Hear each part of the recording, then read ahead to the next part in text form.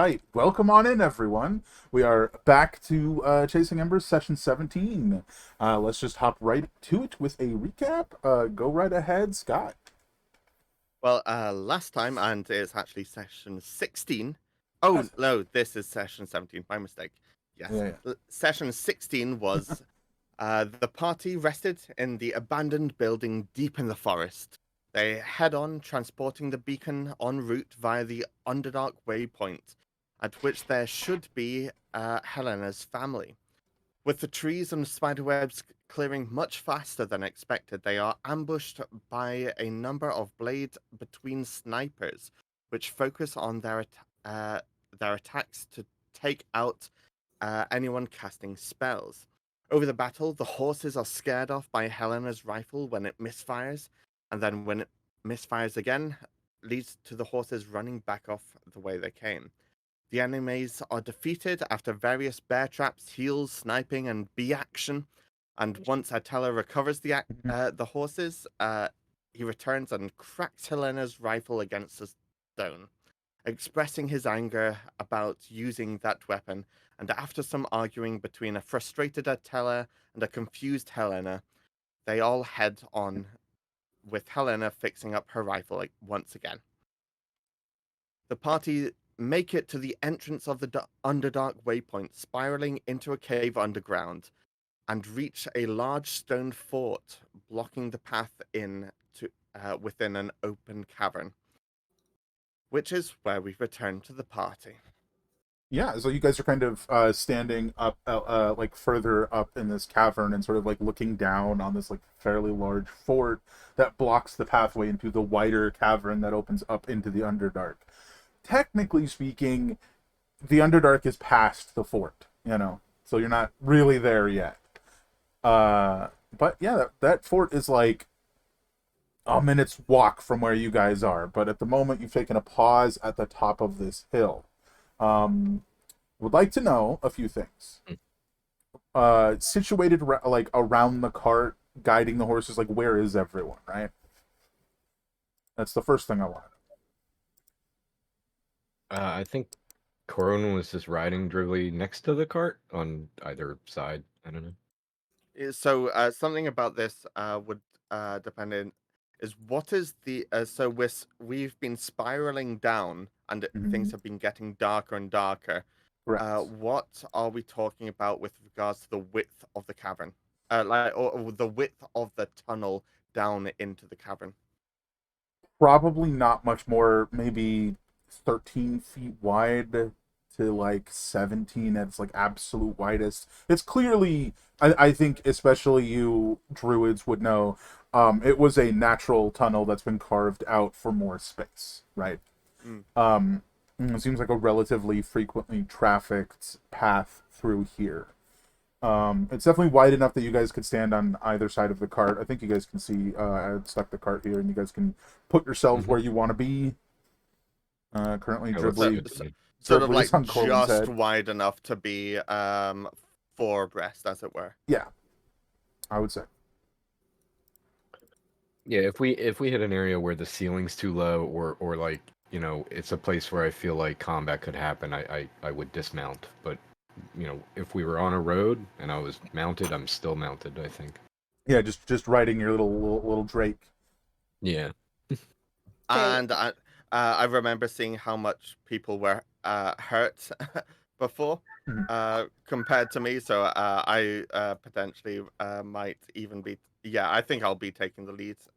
Just like sort of 5 feet, sort of like not maybe not by hand leading the horses, but like by example leading the horses, if you will. Yeah, exactly.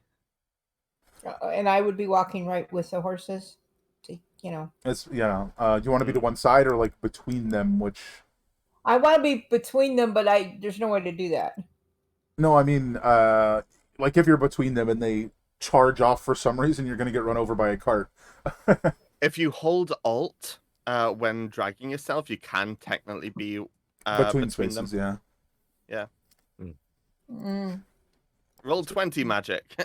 Break the rules. But yeah, just as a point of clarification, you'd be aware of the danger, but I also think you're probably pretty confident, you being here, like physically next to the horses might keep them a little calmer. Yes, Um, that's my point. okay, so you're gonna sort of be. Are you touch guiding the horses, or are you just between the horses walking with them? I have a hand on each one. Okay. Excuse me. All right, Helena, what you doing? Um, I am walking behind the cart. All right, fair enough. Helen, like, this is all familiar for Helena, right? Oh yeah, she's been here. She's come through this passage at least once to leave, obviously, but probably 2 or 3 times other than that. Just sort of like leaving this general vicinity, like going just outside and like checking out the landscape a little bit as a kid. Maybe once or twice with someone and once or twice not with someone. I'll leave that up to you. But yeah, so that's sort of the formation you guys are in. As you are approaching, you see movement of at least 2 guards on either side of the gate. In the center of this like stone wall, one of them leans over the wall and shouts down, "Halt! What is your business here?" I'll halt. Definitely addressing Sar, because Sar's the one physically in the front. Mm. And yes, I do have proficiency in Undercommon. Were they Fair enough. speaking in common or Undercommon? Definitely common. It is the waypoint for the trade route with the folk who speak common.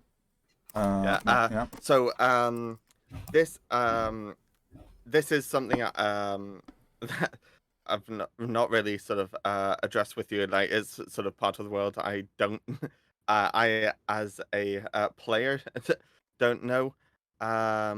So my character had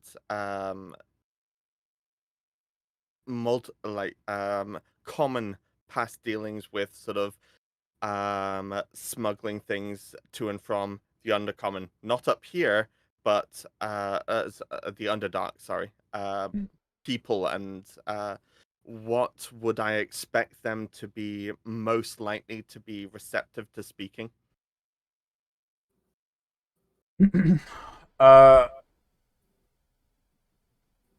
I think with your knowledge, if you were to state that you had something to trade and then showed up with nothing to trade, that would be highly suspicious. So while they would be, most receptive to you being there with something to trade, you have nothing. So saying that would make them very suspicious. Aside from that, they might be open to just you going, "Hey, we need a place to rest the evening" or something. Yeah, but also, like, do I think that they would be more receptive of people speaking Undercommon or of Common? Well, their job is like specifically these individuals at this particular fort, not necessarily others you may have encountered. Although I will say I don't know about this specific fort. Yeah, you've never been here, but by your understanding, this is official business type of thing, right? So they would probably prefer you speaking common, less because they don't speak Undercommon. They very much do, and more just because that's what they expect you to speak. It's within expectations is preferred than without expectations. Yeah. Okay. Outside in which thereof. case, What everybody in the party speaks to. Yeah, that's it. And I'll pause a moment to see if Helena wants to speak up at all. Mhm. And after a moment, just a brief moment, because that's the sort of thing that I've done a bunch of times. Do you want to take this? Nope. Yeah, definitely We're a just glance over looking your for- shoulder and then Yeah. respond. Yeah, we're just looking for a respite on our travel north. We mean no trouble. We hope to spend money on a night to stay. Corwin's gonna look at Helena and say, "We're here to see your parents, right? So you know where we're at. And do you know these guys that are asking us to halt?" Are you whispering this or are you saying this aloud? No, I say that out loud. I just turn to Helena. I say everything I just said. I'll Uh, just I'll poke my head out of the back of the cart and like wave and see if they recognize me. yeah, you recognize them. They recognize you. That is currently on the wall on the one side is Gelrir, and he's sort of a gruff drow, and he's would have been someone you grew up with, but drow being like aging differently and kind of living much longer than tieflings. He was probably like in his 30s when you were born, and now he's like in his 50s, but doesn't really look any different. That kind of kind of scenario. On the other side, you have Yolden, and they are sort of just like barely peeking over the wall as they're a Duragar, like 4 feet tall, just enough to see you guys. Also, probably harder to shoot from a distance now that I think about it. I have all the cover. But they wave down. Gellery goes, "Oh, is that Helena? Well, we'll still need to inspect the carts, but you're welcome in." Famous. And he motions, he's like, "Open the gate! Helena's home!" You start hearing bells off in the background. Fanfare starts whipping up. There's She's faint back. cheering. Yeah. And Saw just exhales. Why didn't you start with that? Come in, come in. Yeah. The gate just slides open. The path is there for you to come in. Proceed forward. As you guys come past the gate, Helena, you are aware of the location of the inn being like above the shop, the place that where the quartermaster is, where you probably really don't want to go, and you are aware that to the side is the stables where you would set the cart and the horses and stuff. But the two guards that had been shouting, they stay up there, but two other guards come from the sides, and they're like, let me see. One will be Chesra. She is another drow, and Reefy, who's a tiefling. Who's you did not grow up with Reefy. She is a relatively new addition, probably about a year or two before you left, but you do know her.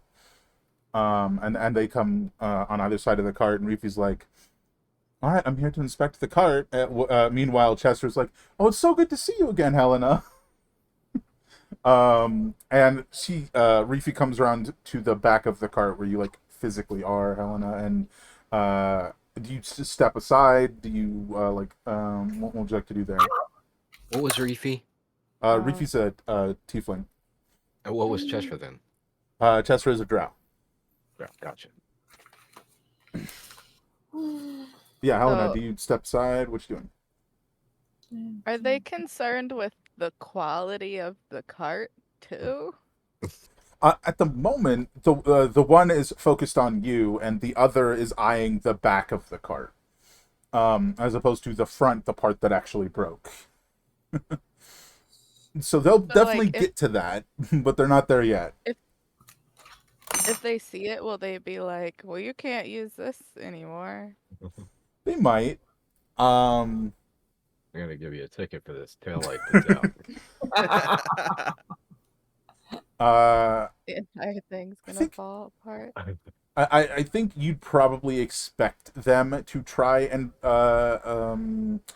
not necessarily Reefy specifically, but the guards and certainly your parents would be like, no. We have this cart left over. You can take this cart instead, kind of thing.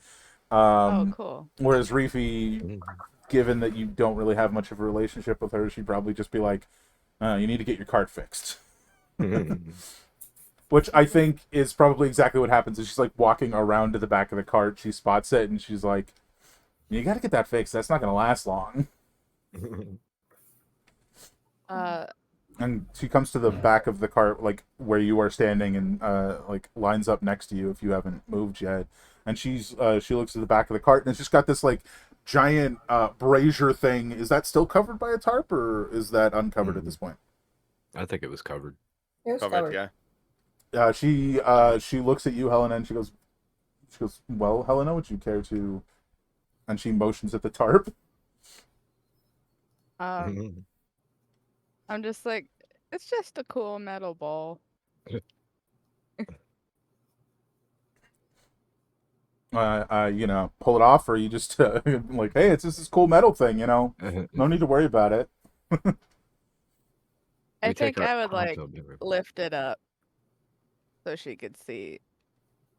Yeah, I think I'm she. trying to remember how ornate or not is said brazier.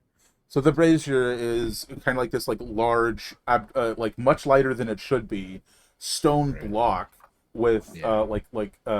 a sort of like a basin almost. It's like half a circle on top, Yeah. and this is like made of brass, whereas the rest is like, well, maybe polished gold. It's kind of hard to tell. You'd have to like actually like examine it with some expertise, but it looks like polished brass. And it's not super complicated. It's just block of stone, metal bowl on top. Yeah. So to an average eye, It just looks like it's just like sort of fancy ornate, like just a not even fancy ornate, just a yeah, as Helena said, a nice metal bowl. yeah. Yeah. And I think Okay. So yeah, in which case, yeah, I'm gonna do nothing. Is it big enough to take a bath in? maybe for you. Okay. Uh, It's my hot tub. We take it everywhere we go. Not sure if they take you seriously on that. Jester kind of just like leans forward and she goes, "Oh, Helena, you transporting furniture for what? Who would even buy this? Where's this going? Where is it going? It's, Is I it mean, it's going fine, here? but where's it going?"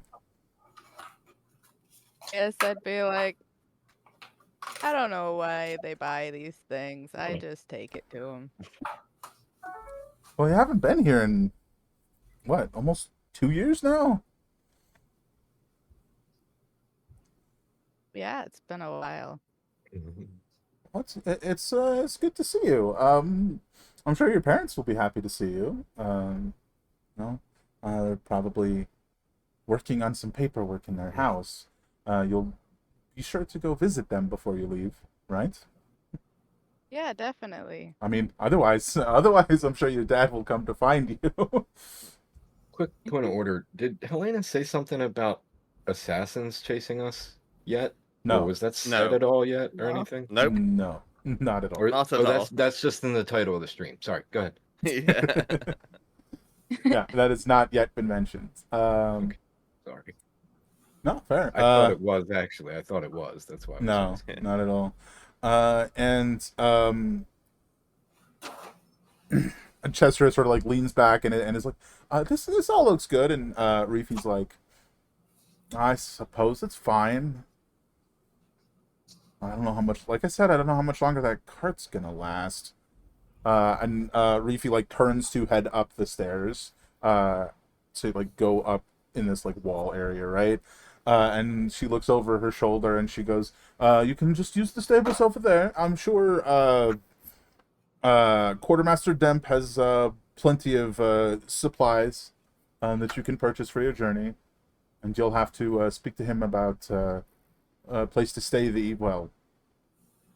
Helena won't, but the rest of you will have to speak to Demp about a place to stay for the evening. Demp. Demp, DEMP. Okay.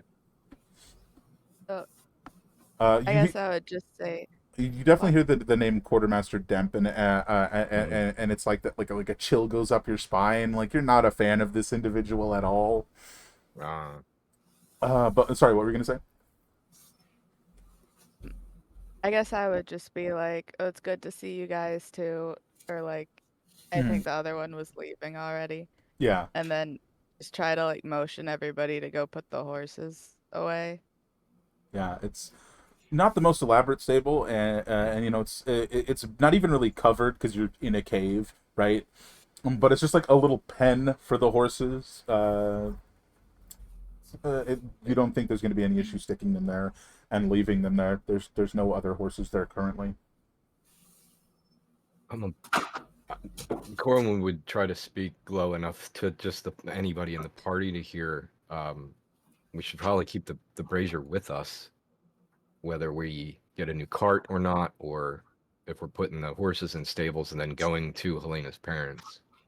I think it's wise that we actually bring the beacon with us wherever we go at this point. Chesra, having just started to go the other way as the call out was made to go over to the stables, and she's 10 feet away. She goes, "It's probably fine. I'm sure that thing's too heavy to steal," and she starts heading up the other side of the stairs.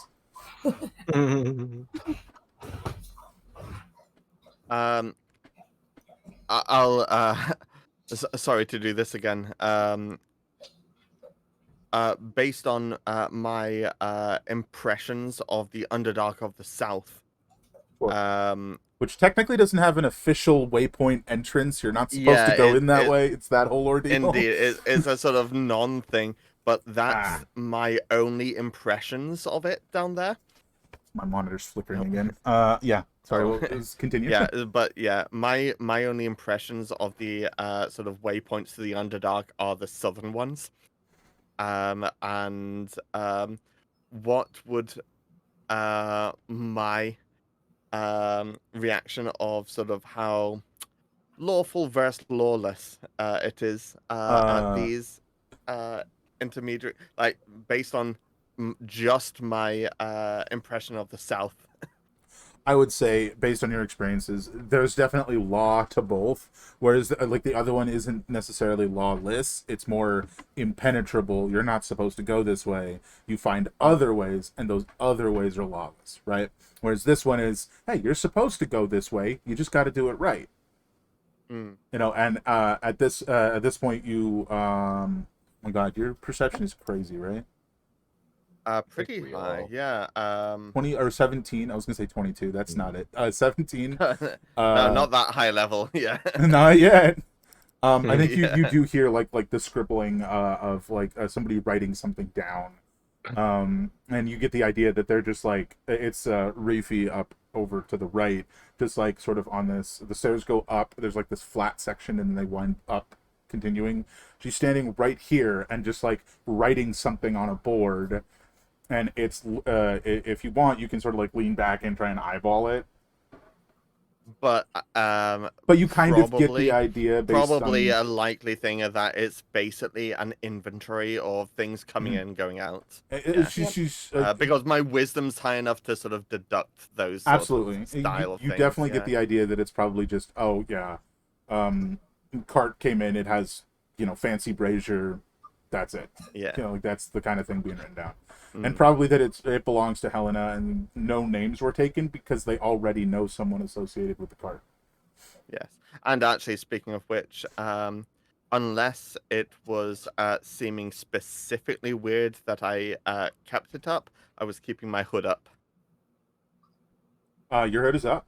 Nobody seems to make any note of it. Because it's one of these things, when you're dealing with these lines, whether it's beneficial or not to be recognized is a difficult line to tread.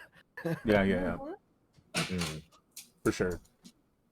From here, where are you guys going? So the two guards go off their separate ways. The one's standing up there writing on a board.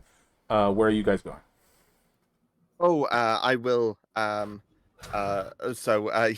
that sort of came up because Corwin spoke of keeping the brazier on us, and I will sort of regale those the perceptions and interpretations to him about how I think they've clocked us in for there's this storage of the brazier, and I think at least for a short while it should be fine to leave it there, but I don't No. Oh, I got you. I think Corwin would turn to Helena and say, I mean, do you think, do your parents live in such a place that there's no room for this? Because it's round, we can turn it on its edge and just roll it like it's a wheel, like we've done in the past. So we should just take it. I think. Technically, it's a block with a smaller bowl on top of the I thought, block. I thought we rolled it at one point. You That's why I did. was. That doesn't mean it worked well. Okay. But Uh, either way, it's lighter than it should be. You know what I mean? I just don't think we should let it out of our sight. Not in the Underdark. This is Corwin's first time in the Underdark. I'll Yeah. say, out of character. sure. Does anyone have like a make it invisible spell or something like that? Wouldn't that be nice? After the day we've just had, uh, Tarp of invisibility. I've got a cat at my door. If I- we put I a can- cat I in can the make it bowl, eat- we'll know if it gets Yeah. stolen because the cat will make a big deal out of it. I can make it. There you Right go. now, the best I can do is one last shot of trying to sneak through. But looking at this sort of place, that's not going to happen. Out of character, that's me saying I have one pass without trace. That's it. Yeah, it's Well, it's pretty, it's a pretty tight like area. It's just the inn slash quartermaster area that you were told to go to, and it's the building over here where Helena's parents live, and it's also like where they take care of a lot of the record keeping and stuff, and they store a lot of the records in there. Helena, you know this, nobody else does. A lot of the records are stored in the basement of their house, which is your house, you know. Other than that, it's just the big wall over here and the big wall over there, and the guards actually live like in rooms inside the wall. Again, Helena knows that. So The rest of you don't. the guards that we talk to, are they still like, could they see if someone started trying to mess with it? Oh, what, the brazier? Yeah. I mean, they just see you guys messing with your cart, right? They're still there. They can No, see I what we're mean doing right like now. if somebody else. Oh, if somebody else did, yeah. I mean, Yeah. they would have eyes on it. Yes. Then I would ask if it might be okay to just have them look over it, because I feel like it might look weird if we're like protecting just a metal bowl. At Yeah. this point, Corwin would probably say, I sense, how about, I think I'll be happy if Dribbly's just going to stay with it. And if anything Okay. goes wrong, I mean, as long as we're not And too far away. And I'm happy to stay with Dribbly. I was going to say I'll get the horses and everything settled here in the barn if you want to barn stall whatever it is, Yeah, the stables. and I'll Yeah. get them settled while you get everything, and while you guys go get everything settled and ready for the night, and then come back and get me. Make sense? Corwin's going to turn to Dribbly and teach him, say, if anybody comes to you and tries to mess with the chalice, say, find Corwin in common. I teach him how to say find. He knows my name. So he could say my name in Draconic, for instance, and anybody who speaks Draconic can communicate with Dribbly. But he doesn't really know common, so Okay. but I just teach him the word find. He might say it wrong, so when it comes time, maybe you can decide whether he can communicate with people or Find not. Corwin. Like, Find Corwin. yeah. and don't kill anybody. But otherwise guard the chalice, the beacon. Rather. Yeah. So you're gonna. So you guys take the cart and the horses over to the stable. The cart ends up next to the stables, not inside the stables, which and still next to the stables. Inside the cart is the brazier, and like sitting on top of the brazier is Dribbly. Or he's kind of And- big. I don't know. It might make more sense for him to just be on guard next to. He's kind of big now, isn't he? He's big enough for me to mount and ride like a mount. So he's medium sized, I guess. He Yeah, could. I right. mean, he could still sit on top of it if he wanted. Yeah, It's that's cool too. Yeah. yeah, yeah. So I mean, that But works. yeah, Okay. but might attract less attention if it's just a tarp over a cart and then a dribbly sort of Sure, around it somewhere. Yeah. sure, Mhm. Yeah. sure. You do feel like it will, at least for the time being, it'll be safe there with Dribbly keeping an eye on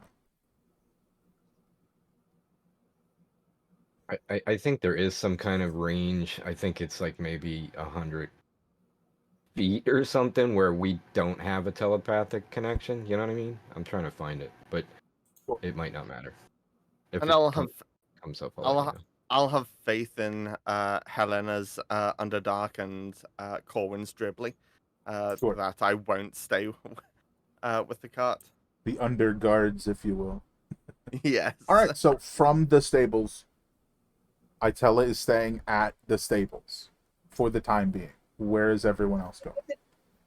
Just to get the horses settled and stuff. Yes. Yeah. So she's settling. He's settling the horses, and could join you guys later. Could not. You guys might have to come get him. Whatever. Where are the rest of you going? So at first, I expect to sort of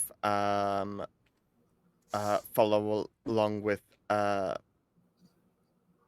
Helena for a bit, because she knows what's going Mhm. around here. Until it becomes a point where um it's got to be the split off. Sure. Mm. So I guess I would, before we go, I would say, like, don't talk to the shopkeeper and, like, not give any information about why. Fair, And then fair. say, we should go visit my parents, though. So I mean, I guess that's the stage of the question is who's going with Helena to talk to her parents. Corwin's just gonna follow Helena anywhere she goes at this point. Um, considering what happened at the mid to end of last session, so I'll look over at Atella and sort of try to gauge what he's oh gosh, it is gauge what he's feeling. What the hell is that on a Oh, that's an skills insight thing? check. Yeah. Insight, yeah. Um, All right, so let's head over to Itella. Are you hiding whatever you're feeling, or is it quite obvious as you're spending time with these horses? Oh, I'm just very focused on the horses. I'm not hiding anything. I'm just yeah. focused on the horses. Yeah, I think that's what you get. Is he's Itella's focused on feeling a them. lot more relaxed, basically. Yeah. Comparatively, Oh for yeah. sure. I'm Yeah. definitely not as stressed as I was. Yes. That is true. And currently focused on the task at hand, calming down the horses, feeding them a little bit of the straw or whatever. You know, leading the horse to water, hoping it drinks, You so actually on. see me walk over to the stable keeper and say, "You do have, like, hay and stuff. They're not supposed to eat mushrooms, are they?" Yeah, indeed. Uh, Surface mounts aren't exactly used to the same food.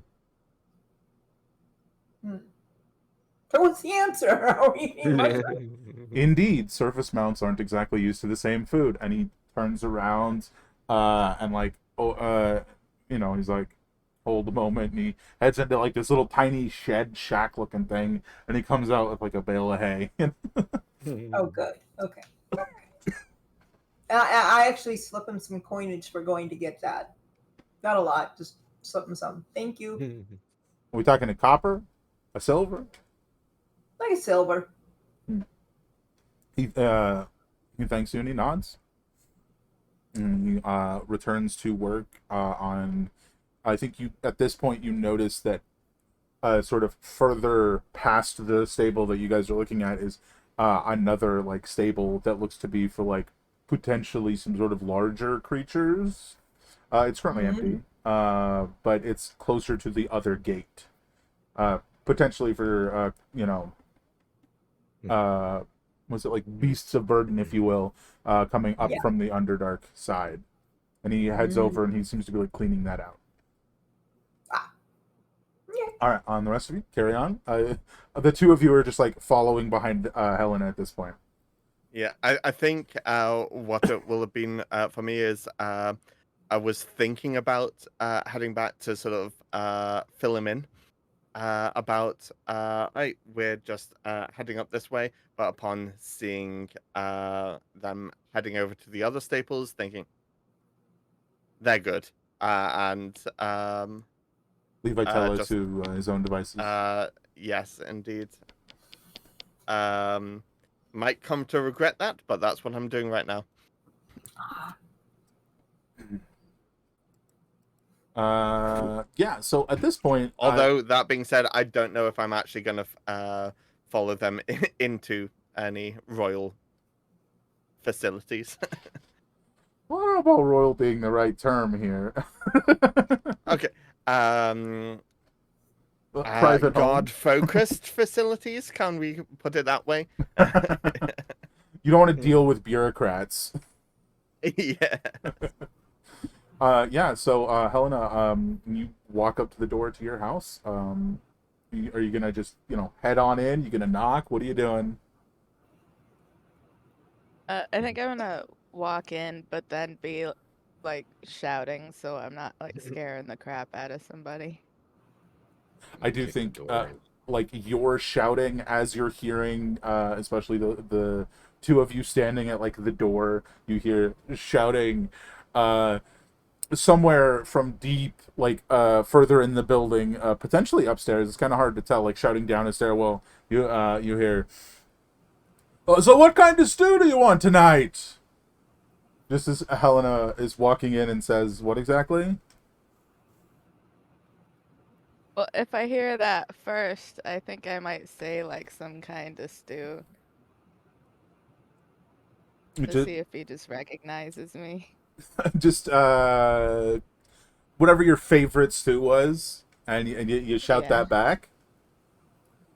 And I think uh, there's this you hear like wood on metal, like a tink tink, and you see your father, a tiefling, definitely taller than you, relatively tall, sort of like I think the best way to describe him would probably be physically, he's like an athlete that hasn't been doing athlete things for like 10 years. Like that's his build. And he like leans and looks down the stairs and you can see he's wearing this apron and he goes, "Helena, is that you?" Yeah. "Well, I didn't expect you to be here. I'll have to make more stew. I'll be down in a moment. Your mother's in the office." I say, I have friends with me, and then I go "I'll double see. the stew then." Quadruple it. "Quadruple it is. Person I do not know." And yes, I do think he very much shouts that down the stairs. And then what are we gonna do? Go find my mother. Yeah. The office door is like cracked open, just like a little bit. And you can hear like the somebody writing. It's like with a sharp quill, and just it seems to be writing. And like, your mother. She's probably kind of focused on work, but definitely aware that you're here. She's just not responding until she finishes what she's doing. Um, do you want to wait, or would you like to head inside? I mean, I think I'll like open the door, but if she's like 1 second or something, Yeah. I'll let her finish. If you push open the door, she's like, "Just a moment." Then a moment later, there's the tink of the quill like being set inside the little ink thing, and stands up, and she has like very very long black hair that's like past her waist.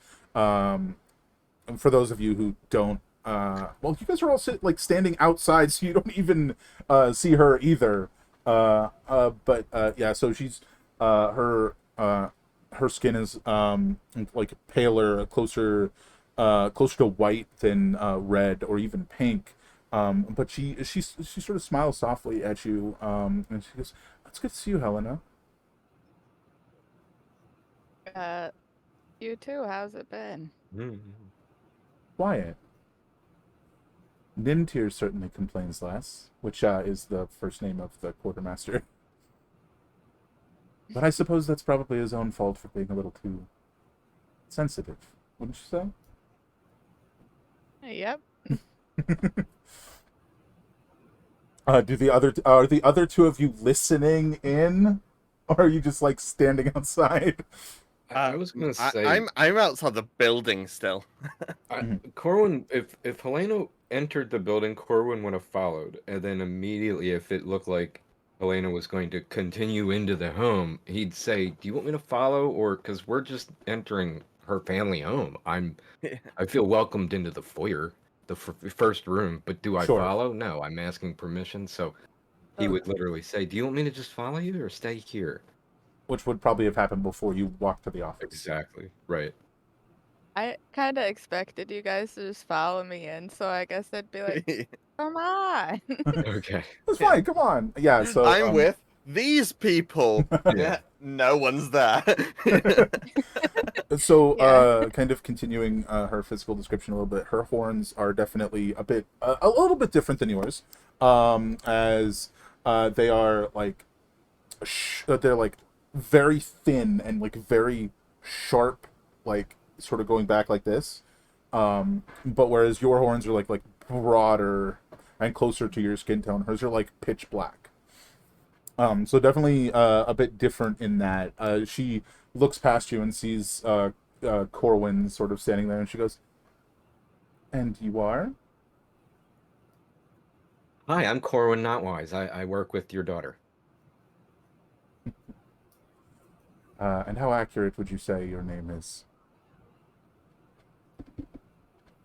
Oh, I see what you're. No, it's a play on words. I'm wise.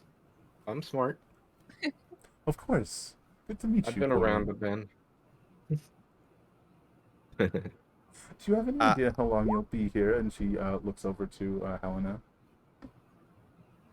I'm just saying, Saz, like what he's doing is he's standing outside, like doing sort of perception checks because he's unsure of what this gateway is like, essentially. Yeah, I mean, at the What to moment, trust and Mhm. all that jazz. at the moment, there's nobody here except people who work here, which Mm. definitely gives it a different vibe than if you were here like when it was like busy or what have you. You know, you just see Mm. the different guards like walking back and forth. You see the stable guy like way off past where Itella is. He sort of finishes the last bit of cleaning he had left, and he sort of heads over to where Itella is, and they like have a brief exchange for Itella. He's just like, "I'm about to be back with some water to refill the water." That's basically what he says to you, Itella. He's just sort of informing you he's about to come with a big old like container of water. Um, and then he leaves and comes back and does that. I mean, there's not really that much going on, except it seems like people are upkeeping the facility, if you will.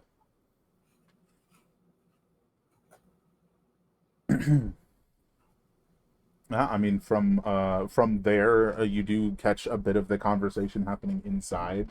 Yeah, and I didn't want to interrupt the conversation inside. It was more just sort of speaking of that. Right now, unless I'm explicitly perceived, I'm sort of just kind of trying to get the vibe of the area, as it were. Yeah. A shout So yeah. comes down the stairs again. "Helena, how many mushrooms?"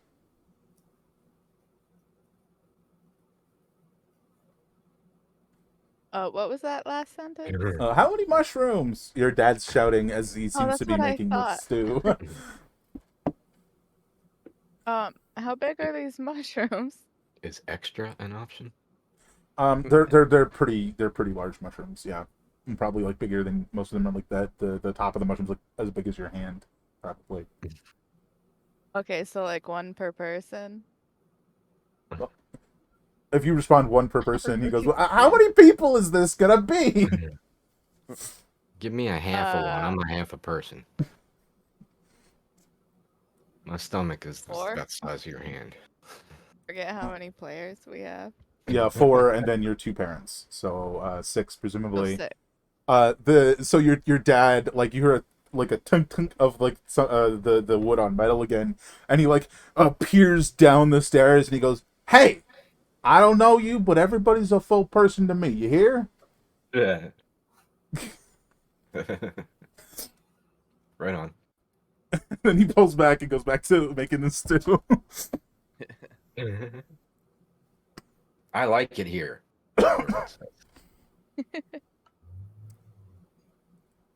So your mom sort of smiles and shakes her head, and she goes, "So, how long do you think you'll be staying?" Probably not that long. We have to get on the road again soon. Yeah, Of is course. next to Corwin right now? I imagine Corwin's like a step back behind Helena.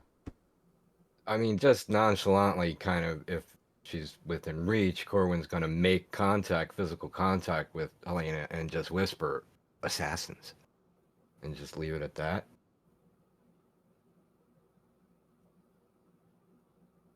I'm assuming she heard it. Well, I think whispering to her, she heard it. Almost kind of like, assassins. Like, You know. how quietly are you whispering this? I'm trying to convey it. Hold on. Also, Tactfully, with that, I guess, wanted to roll to see if I heard him say assassins from outside the door, because I could be perceived as an assassin. If I was taller than her, I'd just bend down and whisper in her ear, but I'm not gonna jump up and be like, You're up on your tippy toes. You pull her down. You're like, "Hey." yeah. I meant, how loudly are you saying it? Quietly enough that I'm trying to just say it to her, so a whisper.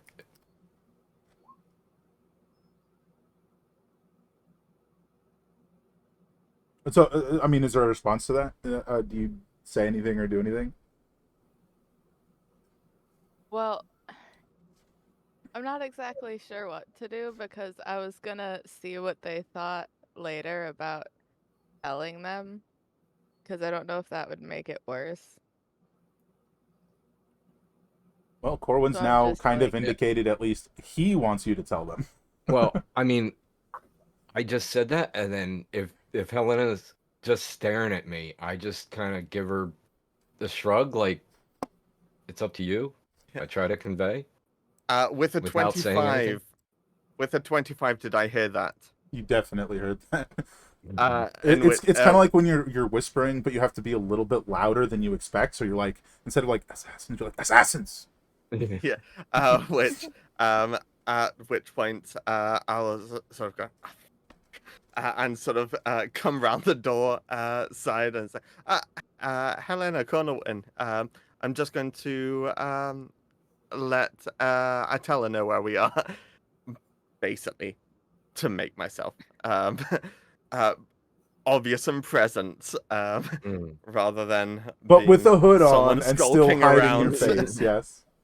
But Yeah. like, you did not pull the Already hood shadowy down. figure. As you Yes. come in, the hood's up, and you're like, "Hey, I'm just gonna go tell Itella," and then you're like, the hood, and you fade away. Yeah. Yeah, and Who was that? So where are you headed, Helena? Like, she definitely caught Yeah. that you said assassins. She definitely caught the guy with the hood coming in, the dodgy guy at the door. but she's like clearly trying not to pry, at least yet.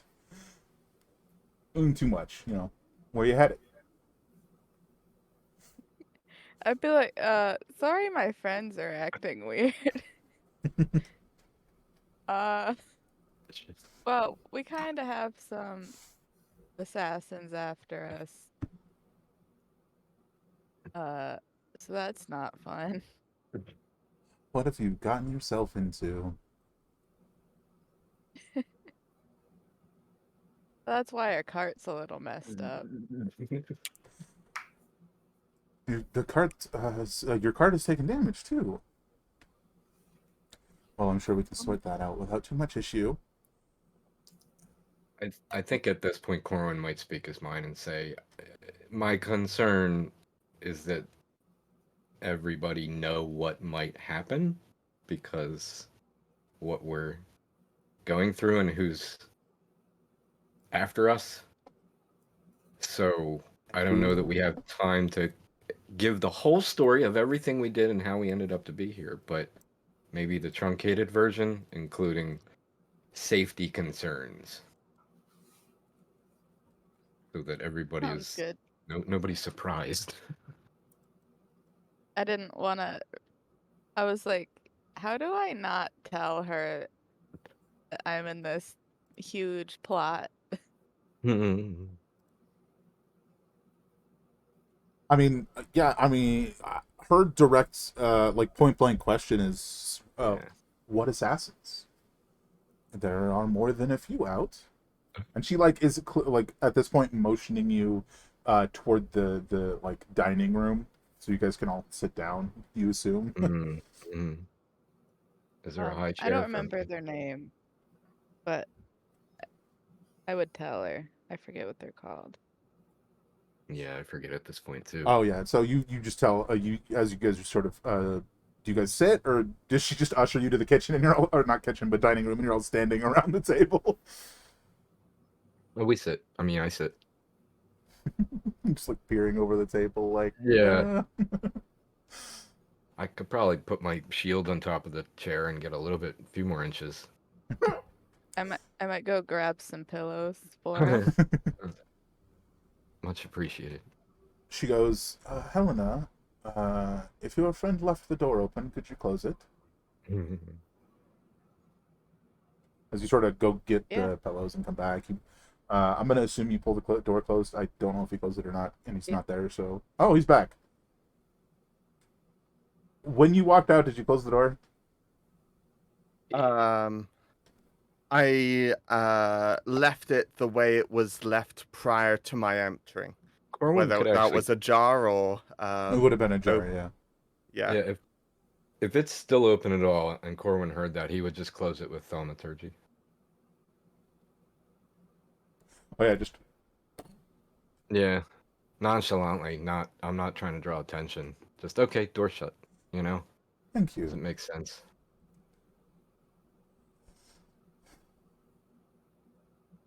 So you're being pursued by the Blade Between Assassins. Sounds right. Yeah.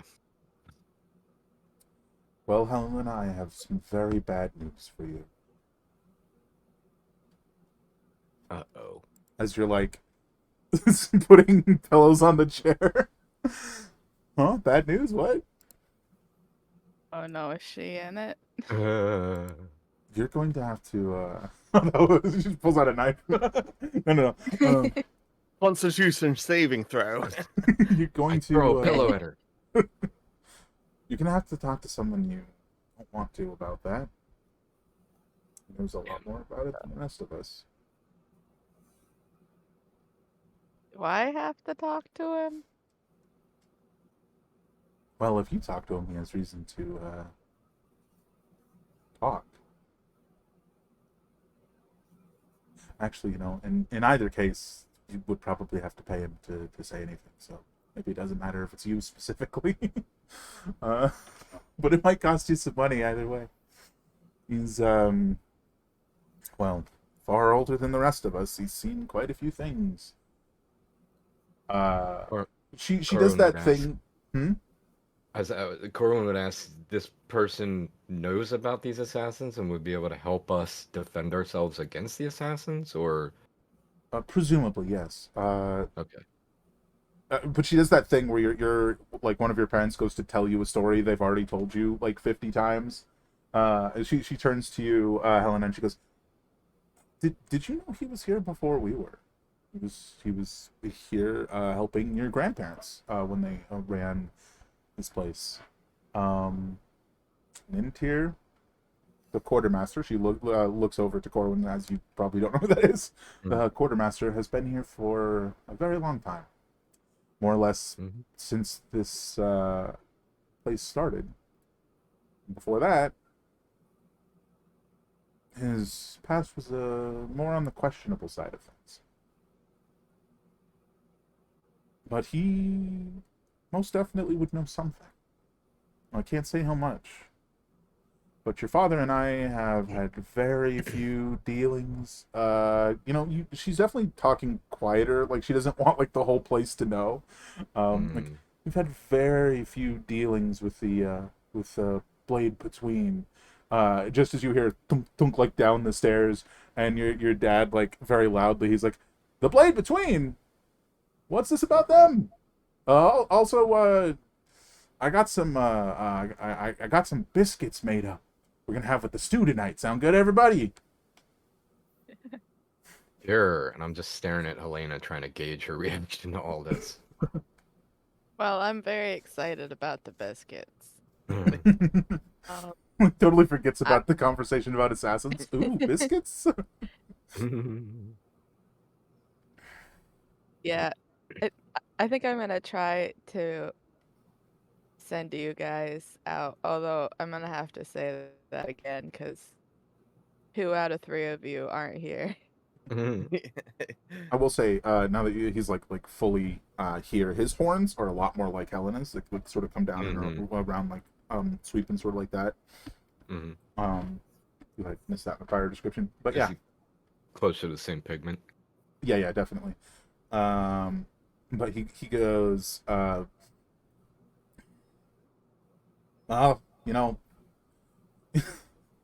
back in my days." Sorry. He goes, "Yeah, back when I was a guard, we had an encounter or two with them. It was never a successful one. Well, we weren't successful in stopping them. They always managed to kill their target.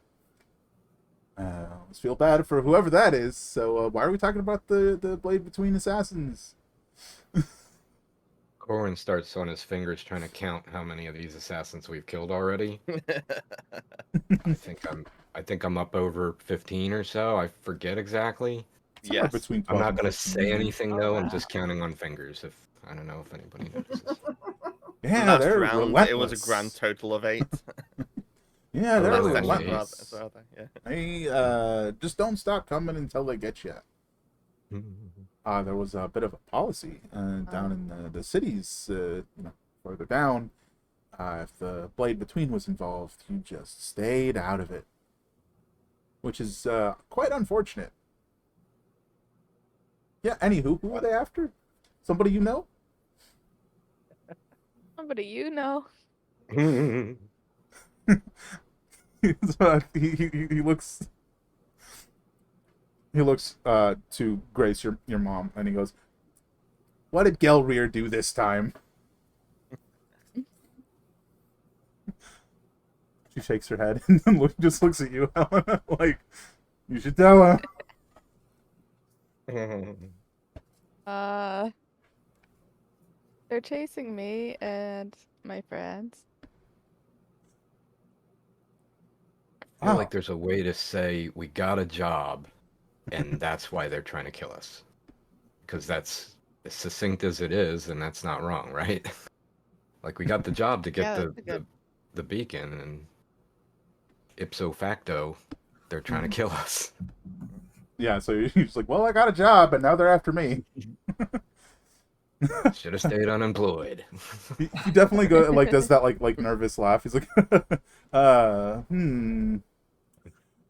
"Well, if there's anything you've been known to do, it's defy expectations, my dear. So I'm sure you'll be all right."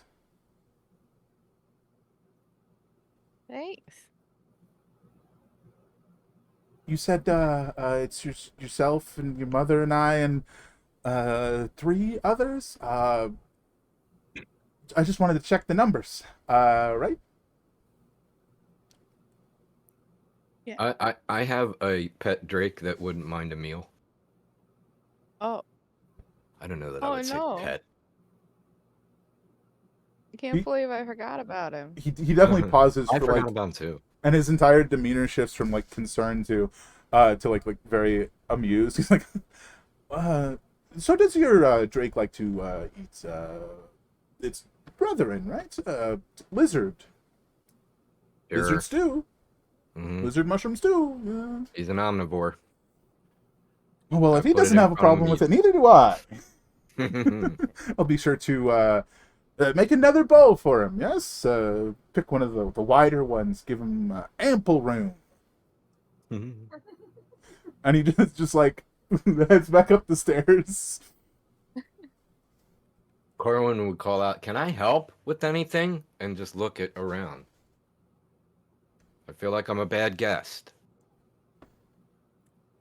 I don't know.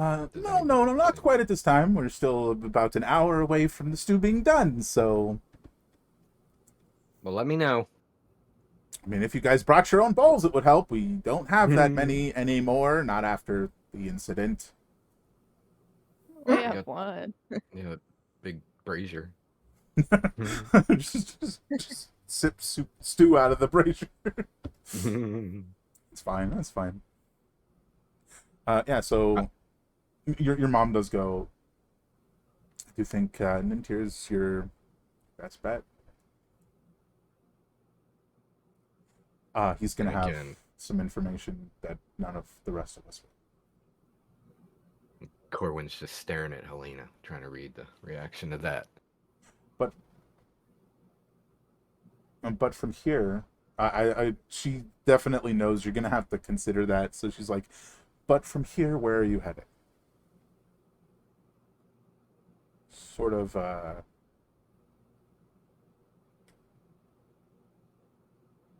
No, she's just waiting. Just like, where are you headed? Is SAR still not Aren't we going to? here? Saw left and sort of returned Itel way after Okay. Corwin Oh, yeah, yeah. spoke of assassins. That's a good call. We should probably check with what you guys are doing. You come up on you come up on Itella, who's just sort of patting the horses as they drink some freshly filled water at this point. I actually have my sketchbook out too. Nice. You pat the horse, start sketching. Hmm. And probably looking a lot more chilled compared to like just 1 or 2 hours ago. Definitely. Um, I look up at Sarah and I say, "Do you think there's a way we can make her boomstick quiet?"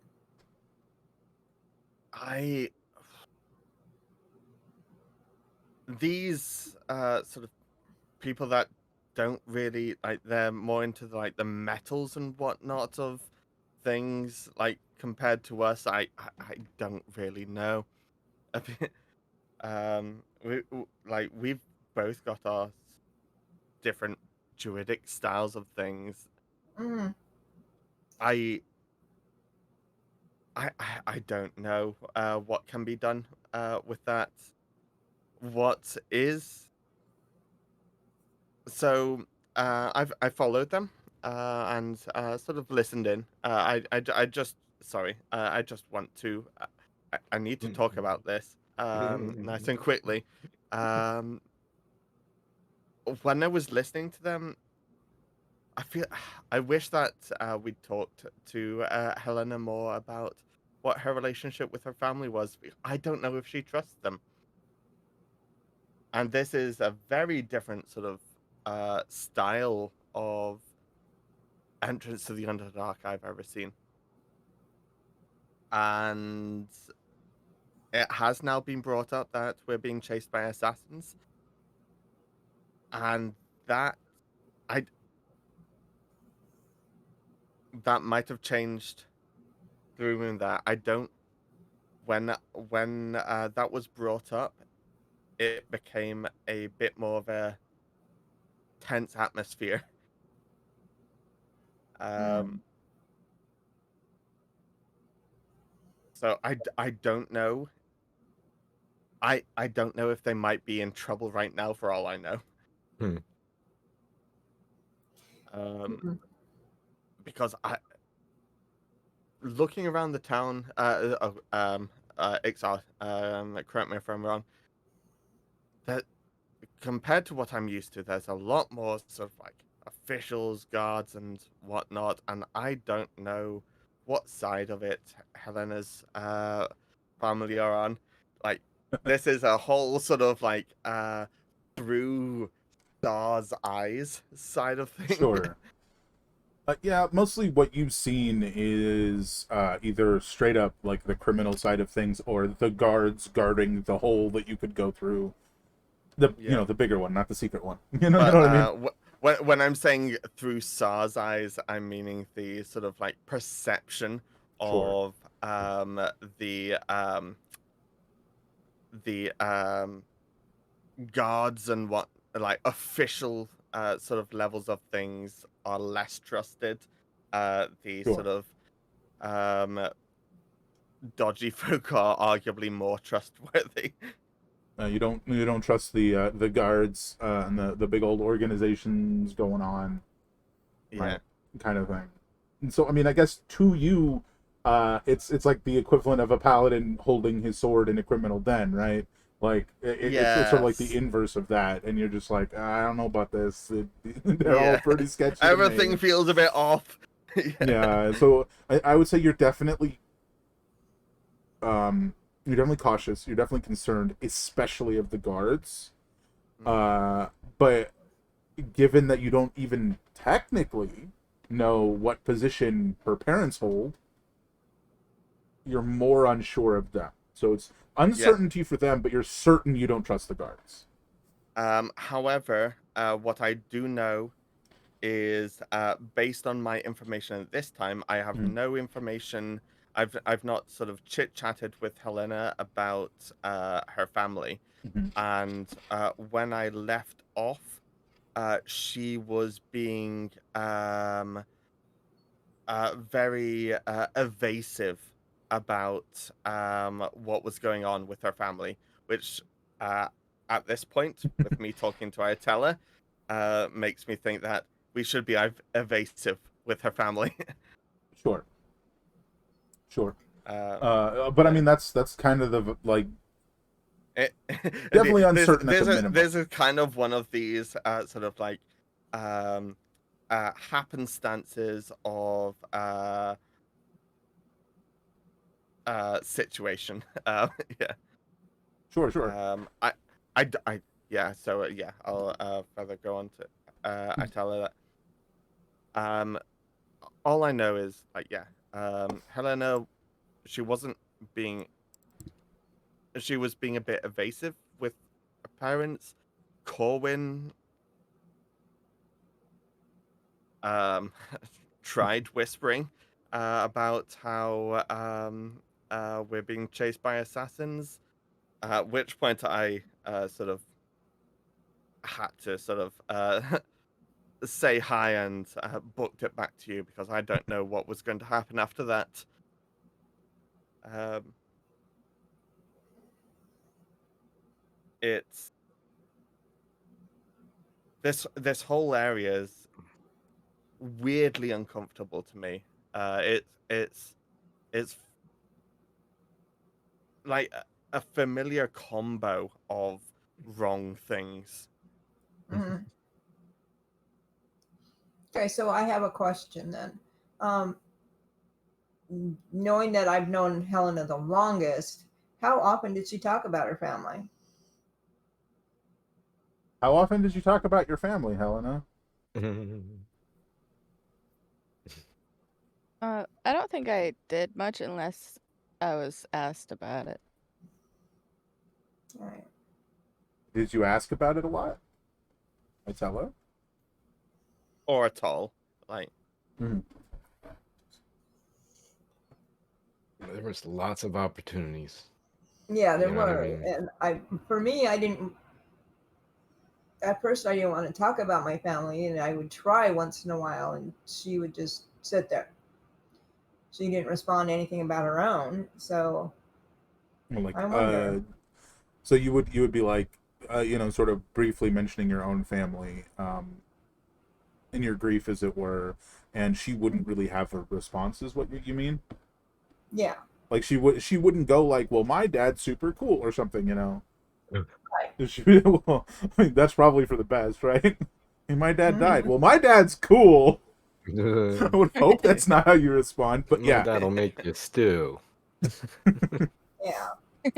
it's, Um, just she. It sounds like, based on what you're saying, she would listen, but not really be like offer up any stories of her own family.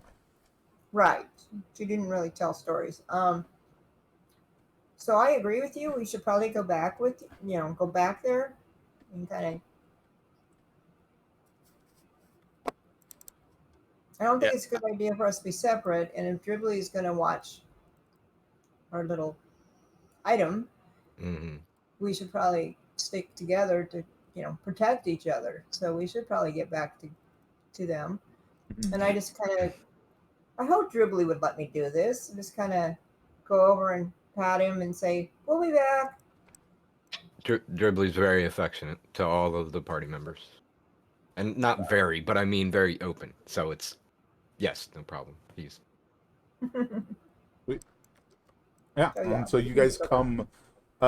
So you fold up your sketchbook, and the both of you head over to their house. The door is closed at On this the stage. heading up, Mhm. Asar will sort of speak of sort of, okay, yeah, we need to be prepared for anything when we get in there. She's like, the guards and whatnot seem to know her.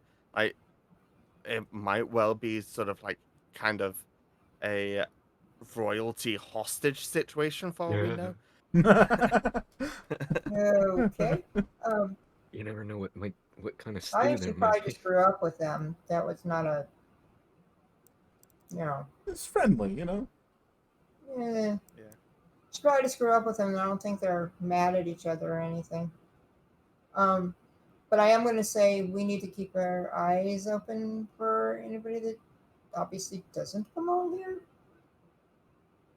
Yeah, we just need to be absolutely sure that we're going to be safe for ourselves, because we can always help them later. For sure. Mhm.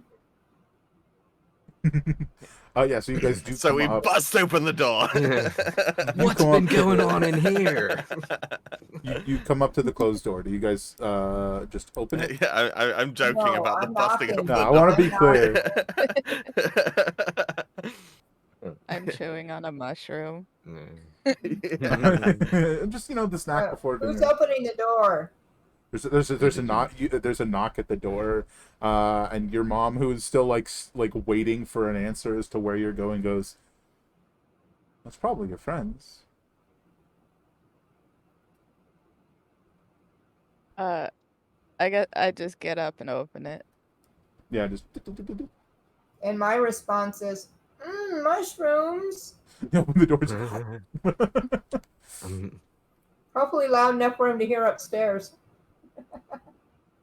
Yeah, Um, there's the just like voice that comes down. It's like, there's mushrooms in the stew. Smells good. I'd hope so. The base has didn't- been brewing all day. I don't know if I missed it. What are the parents' names? Did they say? No, no No, one has I'm- told you the parents' Yeah, names. I don't. Because I introduced myself and that was that. But like Corwin's I think there instinct is was. to stand up on his chair at this point and introduce, I think. Itella and Sar. I think there was Yeah. like just an immediate point of distraction, but because you introduced yourself to her mom, she would have said, "My name is Grace." But Okay, yeah, like maybe Corwin like stood up and said, "Oh, this is Sar and Itella. Oh, and what was your name?" And oh yeah, that's she'll when she says she'll Grace. introduce herself as Grace. Mm-hmm. Is I there think- Thank you Uh, for welcoming us into your home again. And then Corwin would sit back down. is the father not at the table? He's still upstairs. I Okay, would yeah. like to say like this whole timeline is it's probably been like 45 minutes since you guys first came in. Yeah. And the he as you guys are Corwin is introducing everyone. The father comes down and he goes, and I'm Chris, and like heavy footsteps down the stairs, almost like he's stumbling. He puts a big old bowl of just mushrooms. He's like, if you wanted some more, there's some dried ones in there. There's some fresh ones. You know, just lots of mushrooms. By the way, can I get a sort of like idea of like of what this room that we are currently in looks like? Loosely speaking. It is a fairly like decently sized dining room. Trying to think. I wanted to say it's like it's like if somebody combined a living room and a dining room into just one room, and all the other rooms Open come plan, into yeah. it. Yeah, like a big old open plan. You just see this this room over here. You don't know where that goes. You see the I think you'd know because you would have been able to see in it when you came in and said something, right? The office over here, which Helen already knows this. Corwin, you would have seen that there's a door at the back of the office. Looks kind of like a closet. Helena would know it actually leads to the basement where all the records are kept. And then up to the stairs. Up the stairs to the second floor, which is, again, Helena knows this. That's where her room is on this side, and her parents' room is on this side. And there's like the kitchen, like towards the center, and it's a bit of a like sort of a funky design, like it's sort of been repurposed from something else. It has, but you know, it's a big open room. Are we talking like dwarven like carved into the Yeah, this stone is or sort of things built upon the cave? It's definitely stonework, right? But it's like laid brick, not carved from stone. Give me a history check, since you are the one asking. Ooh. Yeah, indeed. Not bad. Yeah, so both just sort of looking at the architecture, but also knowing what history you do about the waypoint itself. And I think this is one of those things Helena probably knows, but probably forgot, and then learned again, and then forgot again. But the whole waypoint was originally built by some Duragar. But it was like a whole thing that happened, and then they were not able to take care of it anymore. You know, beyond that, that was over 100 years ago. Who knows? You know. But yes. So yeah, he sets the mushrooms, like the big old bowl of mushrooms on the table, and just stands back and sort of like brushes stuff off his apron. Or when he does it, I look down and make sure I don't have, like straw all over me or whatever. And I just start eating the mushrooms like chips. Well, now that you're all here, he looks to Helena. Perhaps you could answer your mother's question. Where are you headed after this? That's a good question. You can save the I think specifics. I'm gonna go. But just in general. I'm gonna go look for some tea. We're going upstairs. That's where we're going. Just once again not answering the question. You just go up the stairs. You're like, I'm gonna get some tea. It's fine. Yeah. Well, first she tells us assassins are coming to kill her, and now she won't tell us where she's going. And he just looks at the three of you that are like now sitting at the table. I imagine I tell her just with this like dried mushroom, and he's like, "Well, how about any of you? Would you like to tell us? I'll accept the direction. You don't have to be specific." Corwin recognizes Itel as occupied with mushrooms. Would look at Sar and, silently try to communicate. Like, are you gonna answer? Am I gonna? Yeah. Is anybody? Sar will say, I'm gonna be honest here. I have not heard much about you from Helena, and She's a quiet one, like her, her mother. indeed, but her choosing right now to not say things to you, I don't feel like I'm in a position to sort of take that leap for her. Ah, that's fair.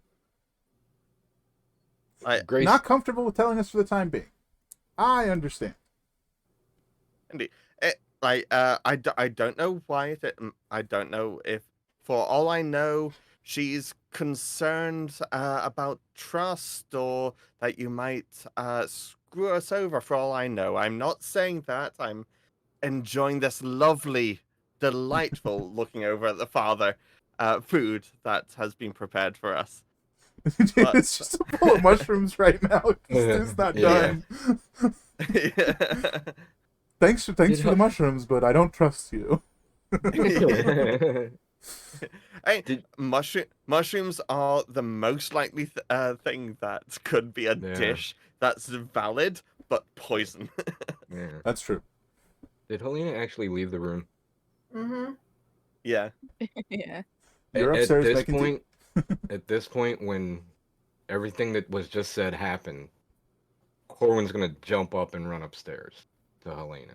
And if somebody stops him, obviously that's gonna happen. But that's what he's gonna attempt to do. Oh, the Not parents not are like not stopping Uh, you. not so like sprint, you know what I mean? But like he's gonna yeah. jog up the So stairs. I will say I don't think the mushrooms treated him well. Yeah, He use doesn't even know where the bathroom is. thaumaturgy to make a few bad smells. Well, I'm sure once he gets up there, Helena will tell him. But arguably, right now, it's the parents left with the two people that trust the parents the least. You got this. Well then. So Grace sort of turns to the rest of you guys. There's this like little footsteps up the stairs. She turns to the other two of you and goes, "Well, then on to what has been discussed and what she does not want to do. I will tell the rest of you, so maybe one of you can do it. Given that the blade between assassins seem to be pursuing you, and that currently the only source of information where you might be able to find a way out is Nimtir Demp, the quartermaster. You might have to pay your way towards some information, but he, well, Helena has a grudge with him, and he, to be frank, is a crotchety old man.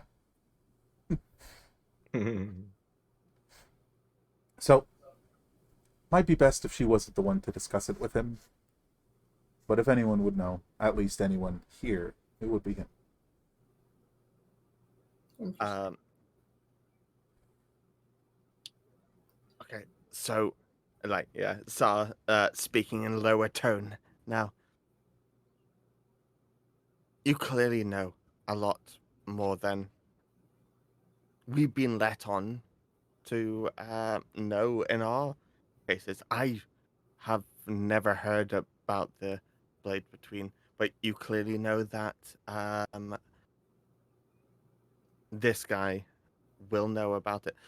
And also, yeah, you know your daughter. She's going to be dodging it. Can you help us out at all there? Sorry, with what? With which thing? Helping with Could you which thing? introduce us to the guy?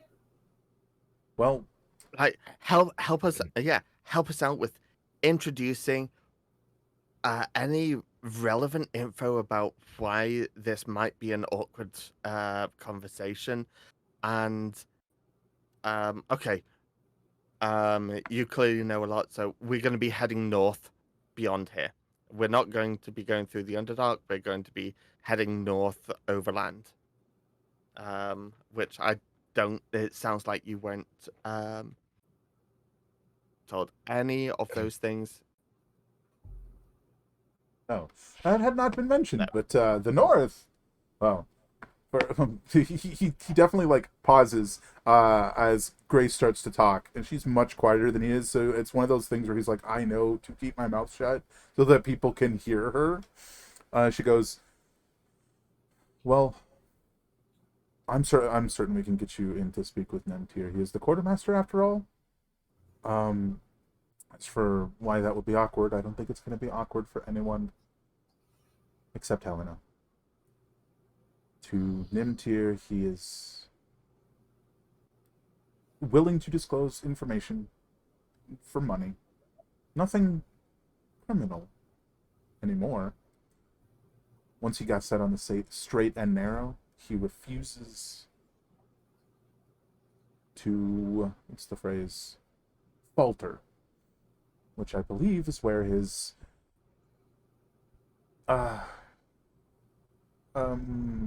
conflict with Helena comes in. She starts to talk even lower than before. She likes to think we don't know, or maybe she doesn't realize that we know precisely what she had been doing. We care a little less than Nimtir. He likes to give her a very hard time about it. Maybe not directly. Indirectly, if you will. In any case, I don't think you'd have a problem speaking to him. Slip him a few gold, ask him how to get the blade between assassins off your back. You'll get an answer, but I can't guarantee it's going to be one that's easy to fulfill. I think Corwin might be coming back downstairs by this point. The intent was to run up and, with haste, actually half try to convince Helena to say more, but more to the point. I mean, and I don't mean to interject, but basically, I think I should get this out. So Corwin would have run upstairs and basically said, I'm dying to tell him that assassins might attack any minute. We might be in combat any minute, you know? But this is your house, this is your parents. I don't want to break that trust. We're a group, or whatever the right terminology would come out, you know? Yeah. So, but, you know, we should warn them. And all relatively, I think, while that was just going on, so I wanted to get that in there. I don't know how long that would take, or, for instance, what Helena's response would be. While he's up there saying that to you, all of that just happened down there. So go ahead. Right. Oh. My eye just did a weird thing. I think I would be like, well, they know about the assassins. I just don't want them to worry about me.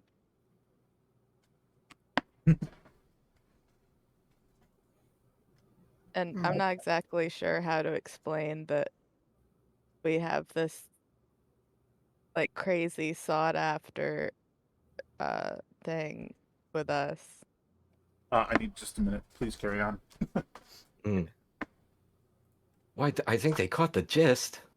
They know that we've got a job to take this thing from A to B, and that's why the assassins are after us. They're just asking where we're heading next.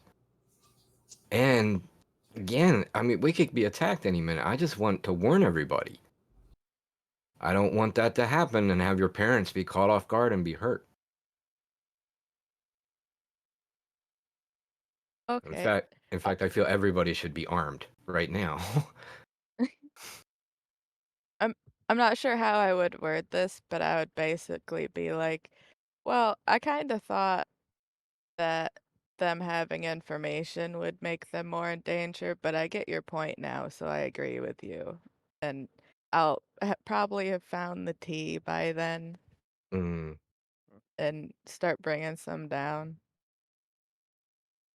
Okay, and I mean, Karin would be, oh, I totally understand. And I mean, I just, like, I didn't want to say anything without talking to you, and, you know, so trying to be respectful. You need to work on your whispering game. What? I would usually have to speak up for people to hear me. Not that time. Your parents have good hearing. I mean, uh, That's not wrong, yeah. Yeah. So, for the DM, I think we just basically decided to tell them basically that the assassins could attack us at any minute to warn them. So, oh yeah. was there anything else, Helena, that that the DM should know while he was gone? Oh, that sounds pretty good to me. I have tea. Yeah, You start heading down with tea was tea, made. Yeah. and we'll like sort of pick up like right after what Grace said. Uh, Chris goes, I think she doesn't. She thinks she. Damn it! Sorry. She thinks we don't know what. What do you? It doesn't matter. I'm sure she's doing great. Speaking of, which tea did you pick? My guess is it's made out of mushrooms. Mushroom tea. Yeah. Look, man, mushrooms are prevalent underground. Okay, it just makes sense. So like, you guys are sort of coming down, and he goes, ah, of course. In any case, you guys, you said he motions towards Sar. You said you're headed north. Well, the north is it's mostly wide open plains for a few 100 miles, but don't let that trick you. It's a dangerous place, okay? And he leans in and he like very loudly whispers, and this is why I kept asking. Swarms, or I suppose flocks, I guess, of axe beaks ruled by a sovereign or two. They're powerful elders. They enrage as their axebeak brethren fall. Honestly, they're kind of cool. I really like them, but that's beside the point. There's also quite the number of large, dire creatures that you will not find anywhere else on this continent. If you see an elephant out there, it's best to steer clear.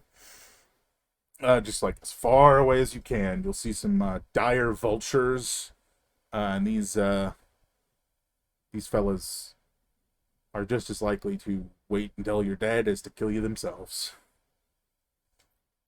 Of course, there's also the more common dire beasts wandering about. That sounds as dangerous as the wyverns that we killed that one time. We should be careful. Grace sort of speaks up.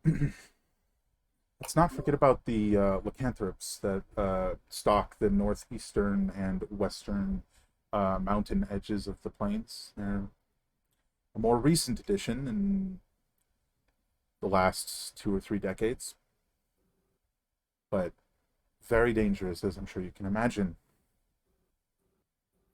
Was that in the most eastern and western, like the northeastern coast? and northwestern? So, not that you guys would at this current juncture know this.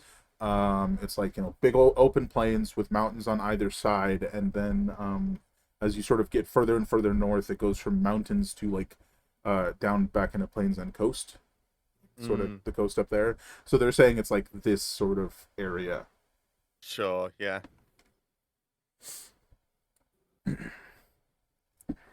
All in all, Chris speaking up again. All in all, it's a lot more dangerous than you might think just looking up at the open plains. Hold on. I'm wanting to just do a nature on the lycanthropes that they were just speaking about. Sure. 19. Your first thought is, oh, that's why that guy had a silver dagger when you guys were down there at the Waypoint. Was it Cracked Waystone Tavern? Or Inn, I think it was in Tavern. That's why that guy had that silver dagger, probably. But anyway, yeah. Sorry, what are you asking? Basically, any levels of familiarity familiarity of what sort of passive lycanthropes might sort of passively exist on the continent. You are familiar with, well, you know, lycanthropes. Not a fan of silver. You're aware of that. And, you know, especially with the 19. You definitely are aware of where rats, where wolves, and where bears. Those are the ones that you are for certain aware of on the continent. You've also heard tell of where boars, but you're not 100% sure if they're here or just exist. There's Yeah. probably So others, but those are the ones you're familiar with. so yeah, she's bringing this up to me at the moment. So uh I'll sort of say, so does that include things like where boars or beyond? Is that a As, thing that we could expect? as far as I understand, it's mostly where, but I'm not entirely certain. Most of the reports of attacks have been from the different villages that sort of live up near those locations. Um, mostly werewolves. If there's something else, if you're headed that way and you see something else, be sure to let me know.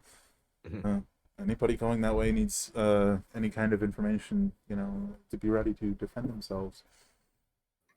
With that, if you plan to head in those northern, eastern, and western regions, you might want to bring a silvered weapon or two or 7. Nobody just said that out loud, right? That's just No, a she did nature say check. that. She said you might want to bring a silvered weapon or two. Chris, Corwin would just say out loud, would just any magic weapon work? Do you think?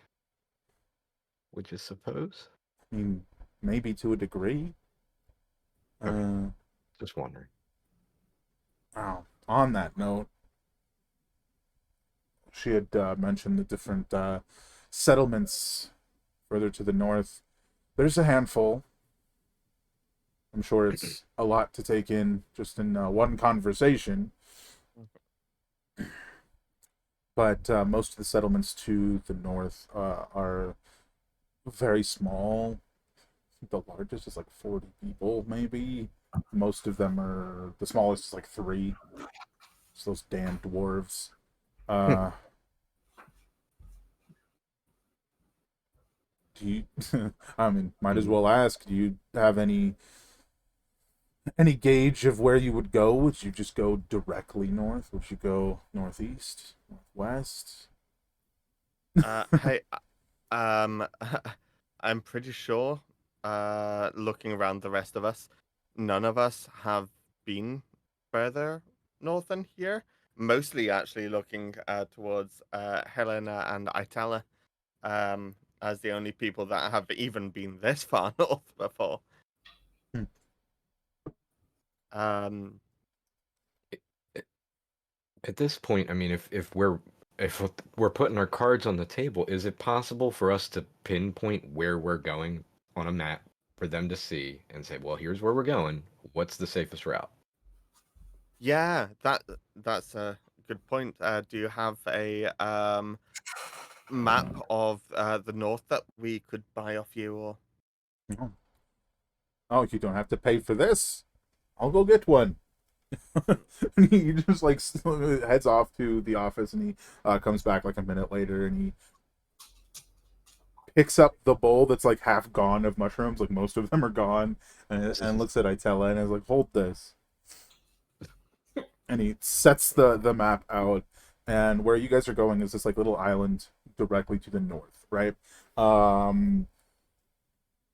At first glance, it looks like just going straight north and not even messing with the like mountains. The possibility of lycanthropes might be the best bet, but uh, just like based on what you've been told and based on the map that you're looking at, that's like gonna just be the most direct route. And he goes, to be honest, if you just go straight, chances are you're going to have to deal with a lot more of these dire creatures and the axebeak flocks. Whereas, as dangerous as it may be to hug the mountains, one thing the lycanthropes have done is scare away most of the animals. Well, the dire animals, at least, the ones that would truly be a threat. Still might find a random wolf pack or two, but I'm sure you can handle those. You've survived the assassin so far. It's just the lycanthropes that will be difficult. Which, and he like points to a spot like directly in the middle along the mountain, or southeast west. That way. I'm really bad at this. Let's see. Leftwise, leftwise or rightwise? I stuck a compass on this for this exact reason. West. So if you he like pinpoints a spot on the mountain, like along the mountain. He's like, oh, this is where those dwarves live.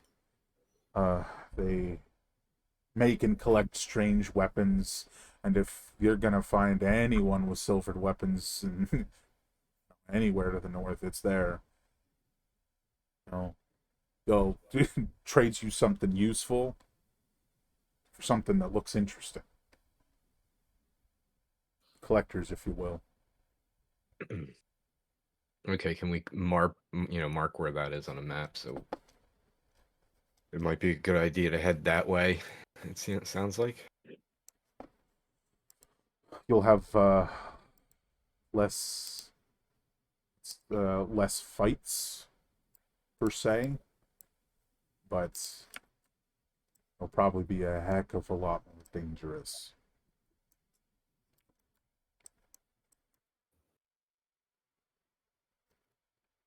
At the end of the day, it's up to you.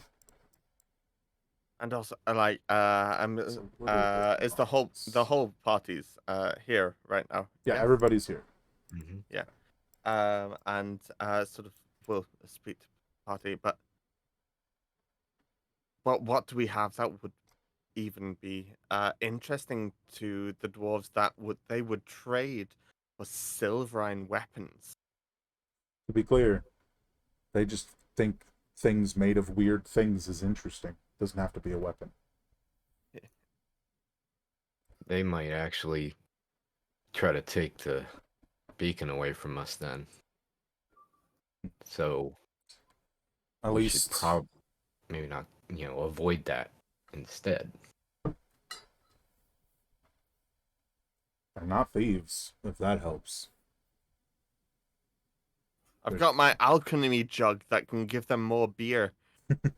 I don't know what this beacon is. They won't steal it from you, but they might try to trade for it. I got a Fabergé egg. Stuff that I have on the top of my head that they would be potentially interested in, which they'll tell you. But I'm going to give you the specifics rather than the general description. Fabergé egg. You have a bucket made of obsidian. One of you has a bucket made of obsidian. Oh yeah, I think. The dagger made of the onyx from the Black Mirror.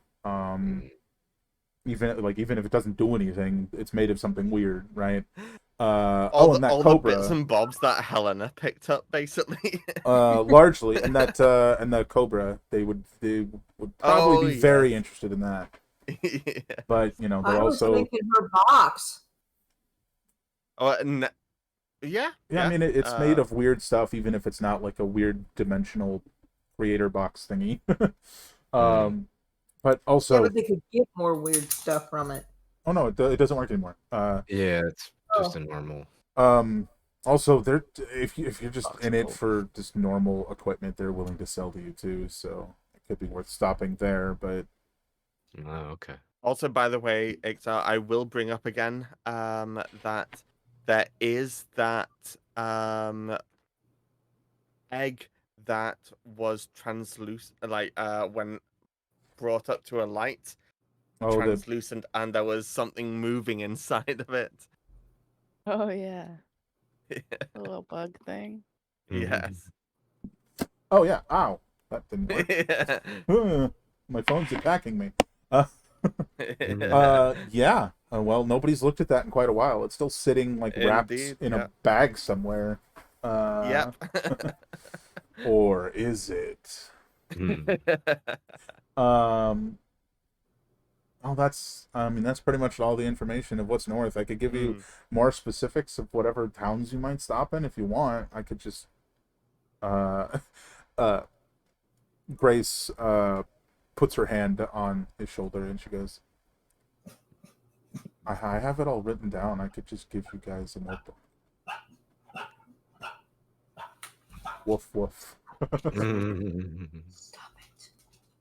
Well, I think the something that's very would be wonderful to have is just an understanding of what sort of terrain we'll be encountering heading forwards. Yeah. Because Mostly that can be a life or death situation. you know, like he said, it's mostly just the flat plains. Definitely a little hilly, so not super flat, sort of roughly flat, if you know what I mean. Excuse me. Yeah. And then towards the mountains, to the northeastern and northwestern sides, it's very rough, like rougher terrain, more mountainous. Definitely like rough hills and stuff. What's up? Are there roads? Like we're Oh, to the going to be north? able to take it. Absolutely not. So what are we going to do about the cart and the beacon? I mean, cart doesn't need roads; it just works better on them. Once you get to the rocky bits, that's where you're gonna have the trouble. Yeah.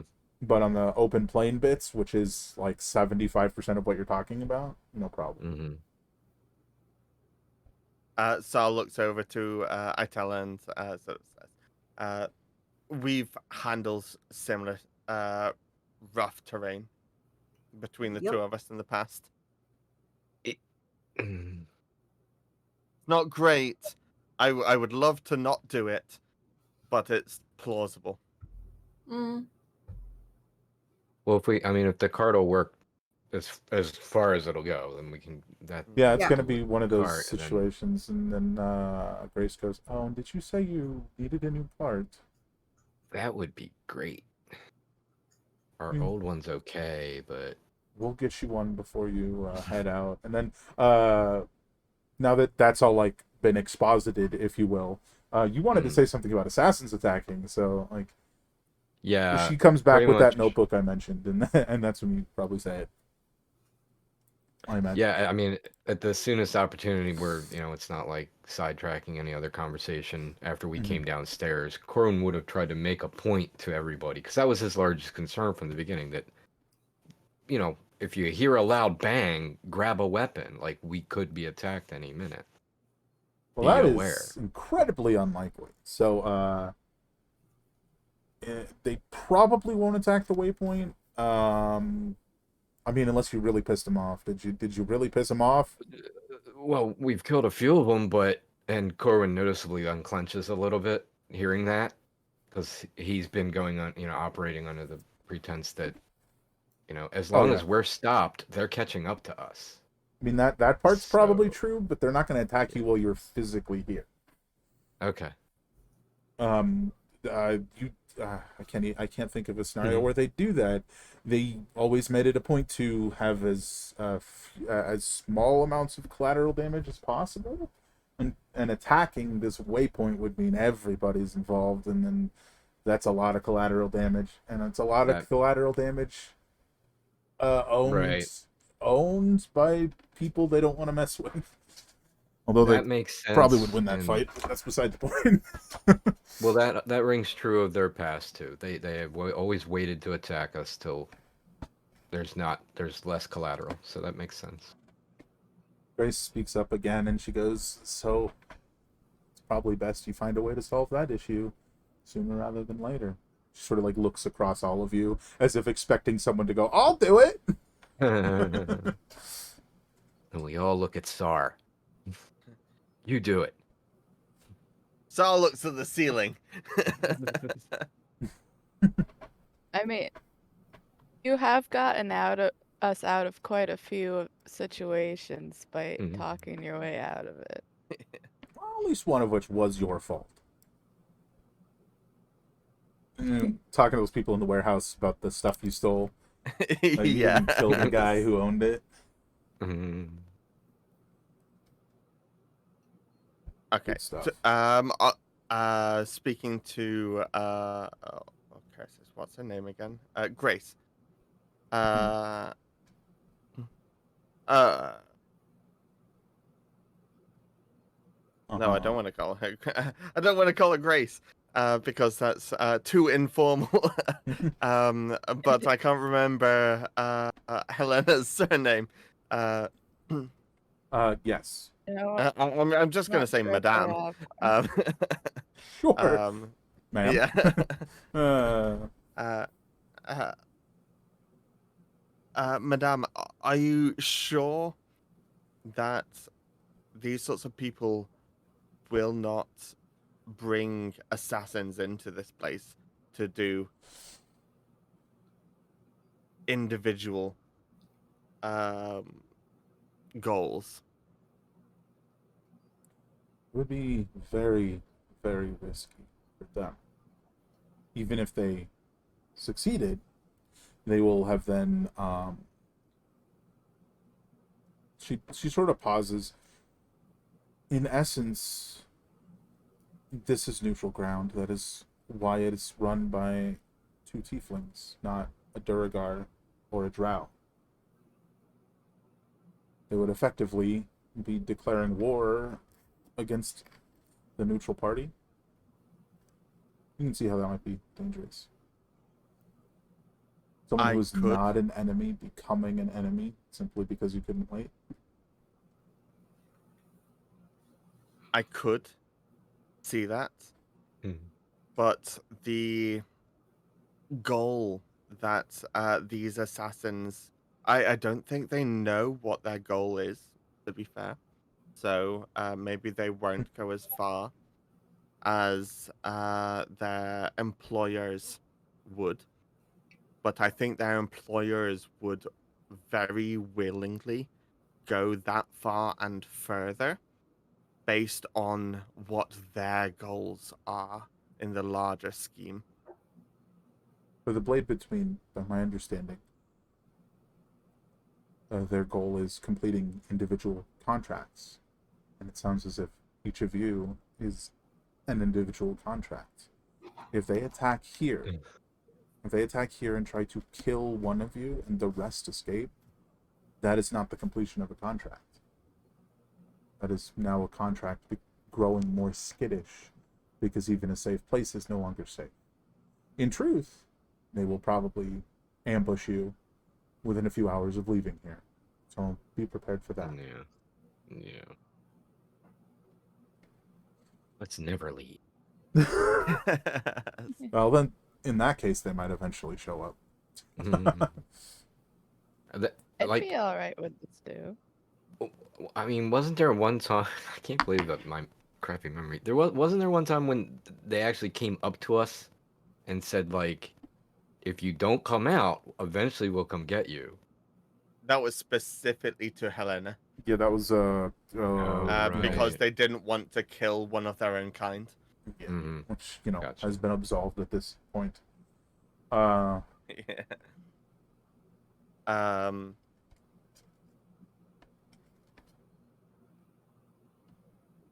Sorry. Just running through possibilities in my own head. Uh. Yeah, yeah.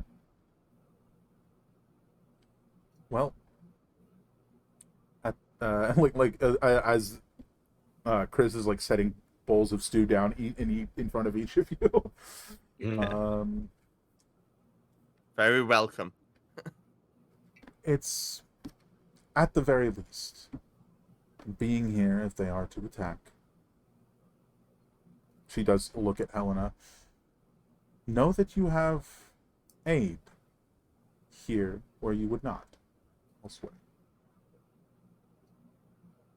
If that is any consolation. She looks back at you, Sar.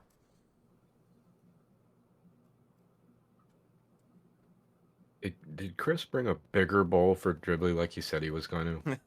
No. So he brings the bowl for each of you, and then he goes, where's this Drake of yours? If you want to meet him, let's go. And Dribbly will grab, or excuse me, Gorwin will grab both bowls and intend to go eat with Dribbly anyway.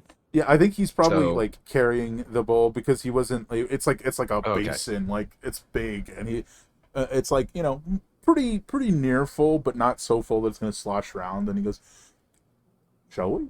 And the two Sure. of them like head out the door to go feed Dribbly some stew. Gorwin would try to make eye contact with all three party members and say, if you need me, come get me.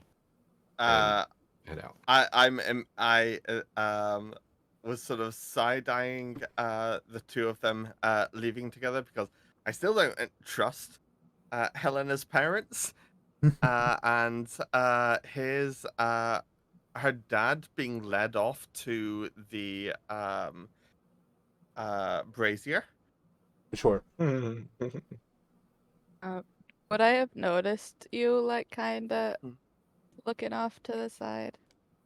I mean, I wasn't hiding it. It's just a very like Okay. you could do insight and if you're less than like a 5 but it's not going to be not obvious that He's pretty obviously eyeballing. Yeah. I wasn't sort of actively trying to hide. I was sort of like hide my discomfort.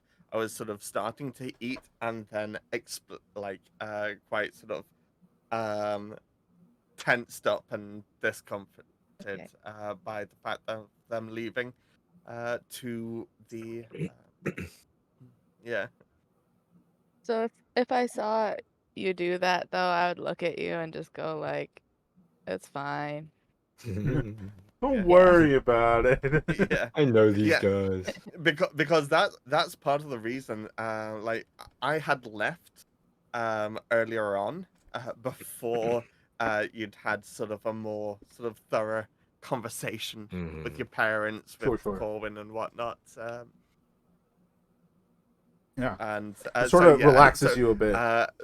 so I'll just sort of upon you doing this sort of it's fine sort of gesture, like just lock eyes with you and just sort of do a yeah. It's kind of hilarious because like we get here and Sar and Corwin are paranoid and nervous and what the heck's going on. Helena's like, we're home again, no big deal. Yeah. Itella's just hanging with the horses. They're yet at the end of the last, you know what I mean? That's where the Decompressing with emotion the it's reversed now, so that Corwin and Sar are like at that end. They're emotionally active at this point.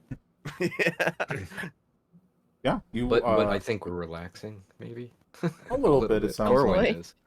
I was until Corwin left with the dad. Yeah. You get out to Dribbly, and the big old bowl is placed in front of Dribbly. Yeah, and I'd make introductions and just small talk.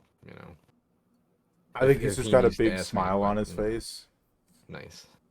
This one's got wings. Most of the ones we see, they don't have wings. They're just big old lizards of different types.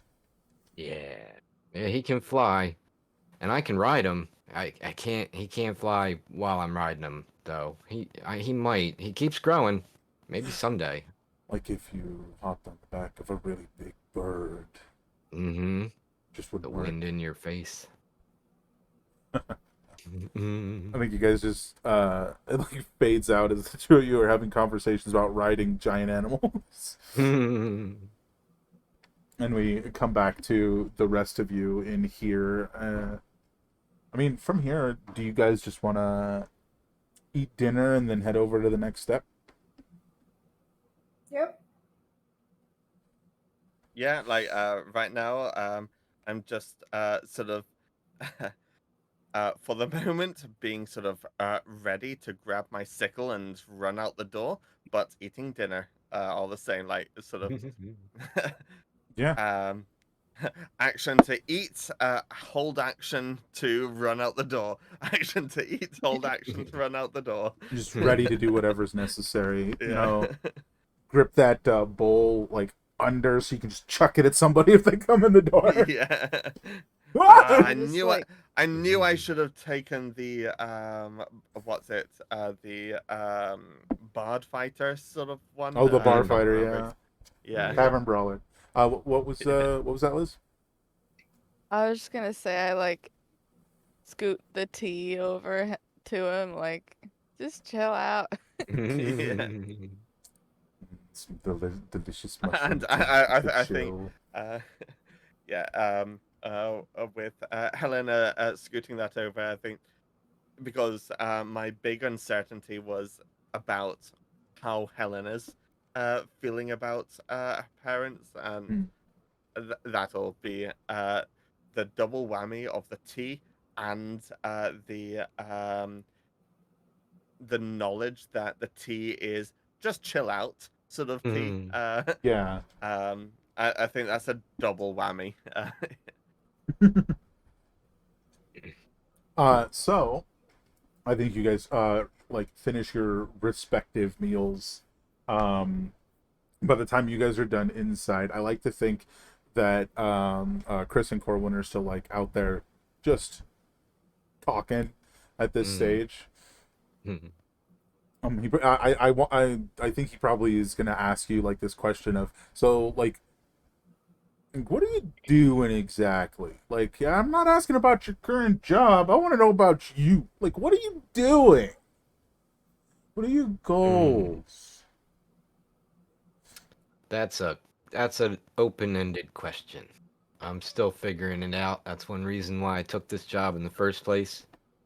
I figure if I had to say anything, maybe I'm saving up some money to get a boat and be a fisherman someday, because I am a fisherman and I love fishing. But for now, this is the paying gig. And I think that probably Fisherman. sums it up. Like in a lake? Yes. Or, you know, uh, freshwater, seawater, ocean. I'll fish anywhere. Never been on a boat in the ocean. Never Have seen you the lived? ocean from anything more than a distance. Well, at least not the one up here. One down there is a little different. Scarier, Yeah. you know? There's no fishing underground in the Underdark. Well, I mean, there is, but I'm gonna make this joke. You know, the Underdark is kind of like the Australia of D&D. Everything there is like bigger and it's trying to kill you. All right. No, he doesn't actually say that, but you know, no, I'm pretty sure the fish down there are much different. Sounds like a challenge. I mean, maybe sometimes you get them up, and like again, I don't know this. It's just what I've been told. Sometimes you get them up out of that dark, dark water, and then they're still flipping about, and you have to act like you have to fight them on the boat. That's the challenge. I don't care that they're not in the water breathing no more. They want to eat you now that they're like there. You know, winner eats the loser in that case, I guess. But yeah, so they're still out there having that conversation by the time the rest of you are done. Once you guys are done eating, where would you guys like to go from there? Just as a reminder, the quartermaster also is technically the one keeping the like less of an inn, more of a hostel, right? Is that even the right word? It's like one giant room with a bunch of beds, cots even, but it's a place to sleep because there's only one bed in Helena's room. Okay, It's a yeah. sleepover. Everybody sleep on the floor. So it's kind of where you guys want to head from here. I think everybody but Helena wants to head there. But So I think what we'll do is, you know, desires aside, and Helena can always branch off and go do something else. But the other two of you are probably going to start heading towards the quartermaster. And you guys come out, and there's Corwin sitting there, talking to Chris. And like as you guys are heading this way, and Corwin spots you guys, we're gonna go ahead and take that opportunity to go ahead and go on break. And we'll be back in about 10 minutes, and we will continue from there. Refill your beverages, use the restroom, get a snack, whatever you need to do. We'll see you in about 10 minutes. Delightful. It's the wrong one. There it is. There's the BRB screen. It's starting soon screen, but instead by mistake. Let's just hope that we don't regret not having a long rest before talking to the quartermaster, because Who knows? yeah, exactly. Alrighty. Also, I approve of the amount of mushrooms being used in their meals. I'm a big fan of mushrooms. Not gonna lie, I wish I liked mushrooms more than I do. Oh, that's I don't too know how to bad. describe it. Like, I feel like I used to love mushrooms, and then something happened, and now I don't like them anymore. I'm like, what happened? You had too many. Could I be, love could be. mushrooms, especially on pizza. Alright, back with you.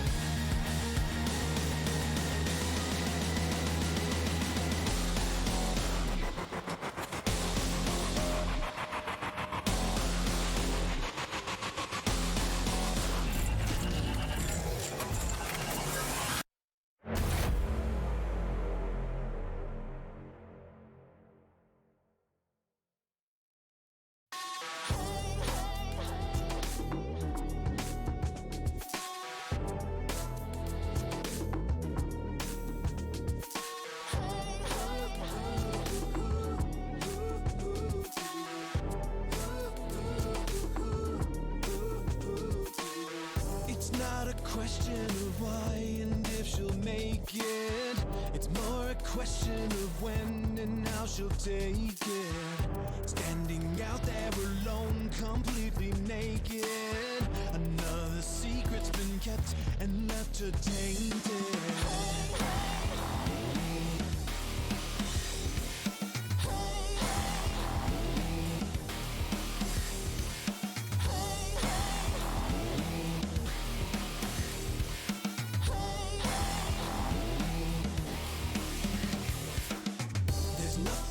She can do to make them change it. She does the best that she can to rearrange it. There's still the question of how she's grown so tainted. A tattered canvas unfurls, watch as they paint it. She's at the edge of the world. She's there standing alone. She's the loneliest girl, and now she finally feels like she's coming home.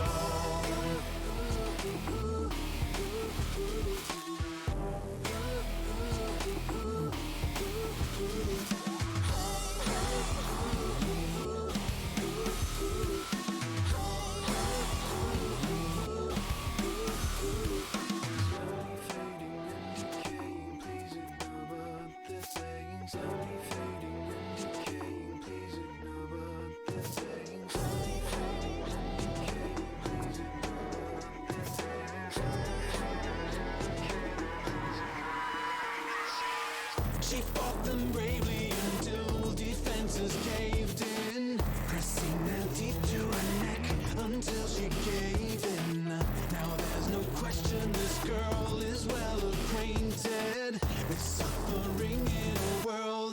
after tainted. She's at the edge of the world.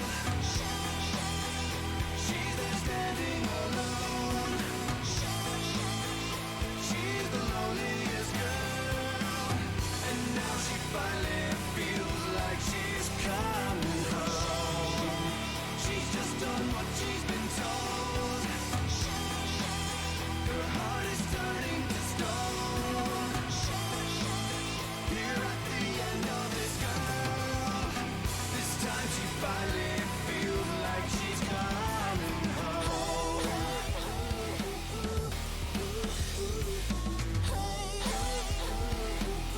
Like she's coming home.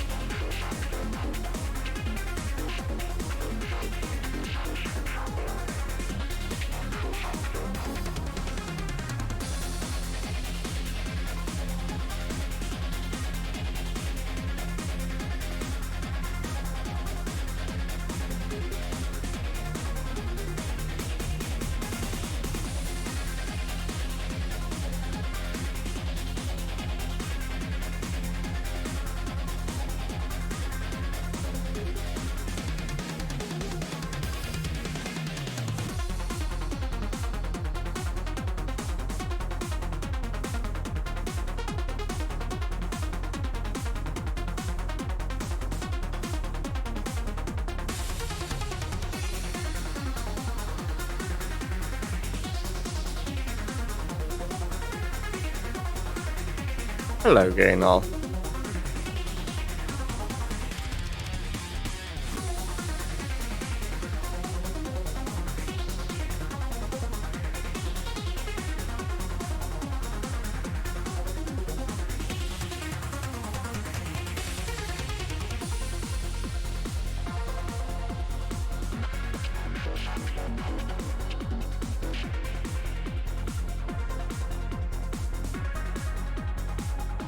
Did you make something new? I just filled myself up with some more Sauvignon Blanc. Yeah. I don't know what that tells you necessarily. Wine. Yeah, other Some more than white wine. Yes. That's all I know. Yeah. Is it like sweet?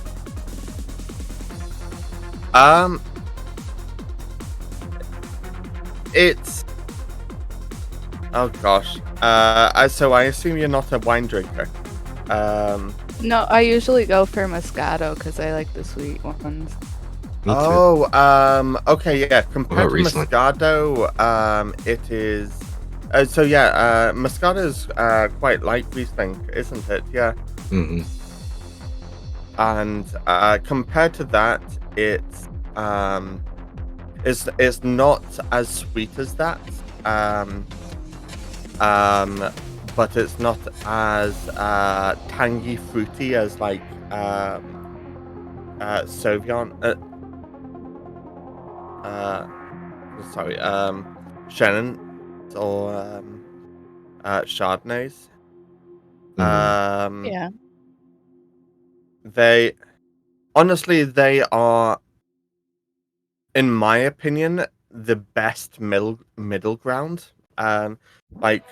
Whenever you're going out shopping, they are Sauvignon Blancs are the best middle ground. This one is actually a Gordon Ramsay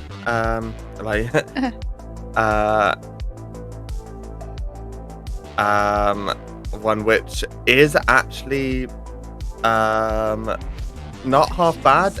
I mean, but it's it's about worth what you pay for it. It's about £9 a bottle.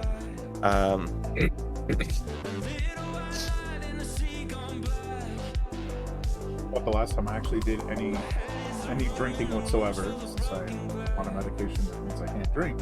But the last time I did it was you were there, Scott. It was way back in the day. It was one of those movie nights. You would drink during the movie. I can't even remember what movie. But I had like a big old thing of whiskey that was like all the way down here by the end. Oh, I missed those. Those were fantastic. Those were good Yeah. One of the most the sort of online ones. movie nights are just getting and yeah, I 100% was just getting plastered into the late night on my end. I never got so far gone that I would not remember stuff or anything, but those were a really good time. Yeah. And yeah, because it wasn't even so much about what the film was, it was not at all about the sort of nonsense you made along the way. For sure. The most memorable one was you were just totally out of it, drunk, right? And you were reading was it erotic romance novel titles off of Amazon? God. This is such an amazing time. In my most proper British accent I could ever do, yes. It was amazing. Oh my goodness.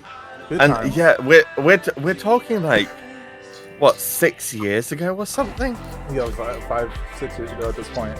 Yeah. Insane. I was trying to figure out how long have we known each other at this point, and I was like, so we had known each other at least I think 2 years before Adventures in Orland, which lasted for 4 years. So just based off of that alone, 6 years by now. Yeah, maybe indeed. 7? Good stuff. Yeah. It's flown by. It really has, yeah. think we're just waiting on. I think everyone agrees that the 2 to 3 years of COVID doesn't count. I mean, it counts as 1 year. Yeah, exactly. Yeah. It's just less time. Well, I think we're just waiting on Mothership, and then we're ready to go. I'm here. Oh, sorry, I hadn't heard you. Okay.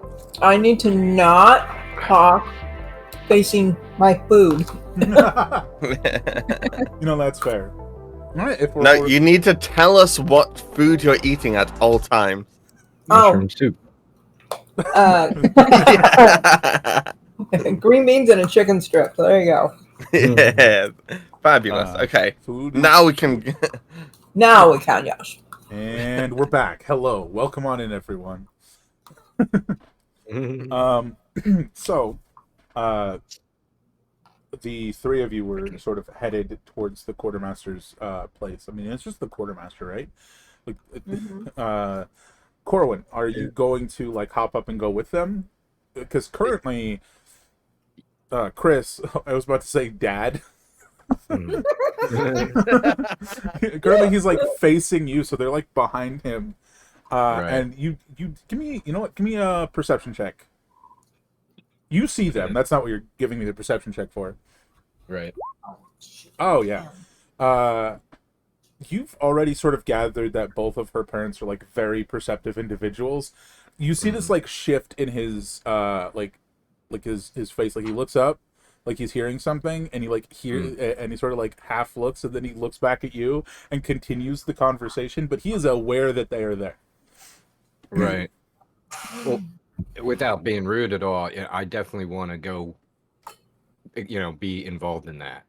I think So- he stands up like straighter, like he kind of sees like the shift in your face as well, and he goes, "Well, my stew's probably gotten cold. It's been great talking to you." He did not bring a bowl out with him. I don't know if you noticed that. Okay. No, I didn't. So he's Then just I been would've finished talking my to you stew. while you're eating. Yeah. So that's cool. Keeping me company while I'm not talking. He kind of like reaches out to like but he does it like in this like very very confident manner. Yeah, you tell me what Dribbly does, but he like reaches out and is like tries to pat Dribbly on the head. He'd totally let it happen. He's open to just all is that. like, "Good to meet you, flying lizard." Pats him on the head and turns and walks away. He like waves at the three of you. He like is like about to pass Helena, and then he goes, "Are you gonna be sleeping in your room tonight?" Haven't changed it at all. Might be a bit dusty though. Yeah, probably, unless they need me for something. Be sure to go over it with a duster then. Good luck.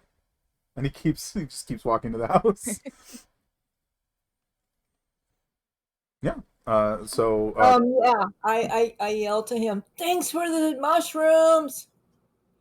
Of course. Yeah, anytime.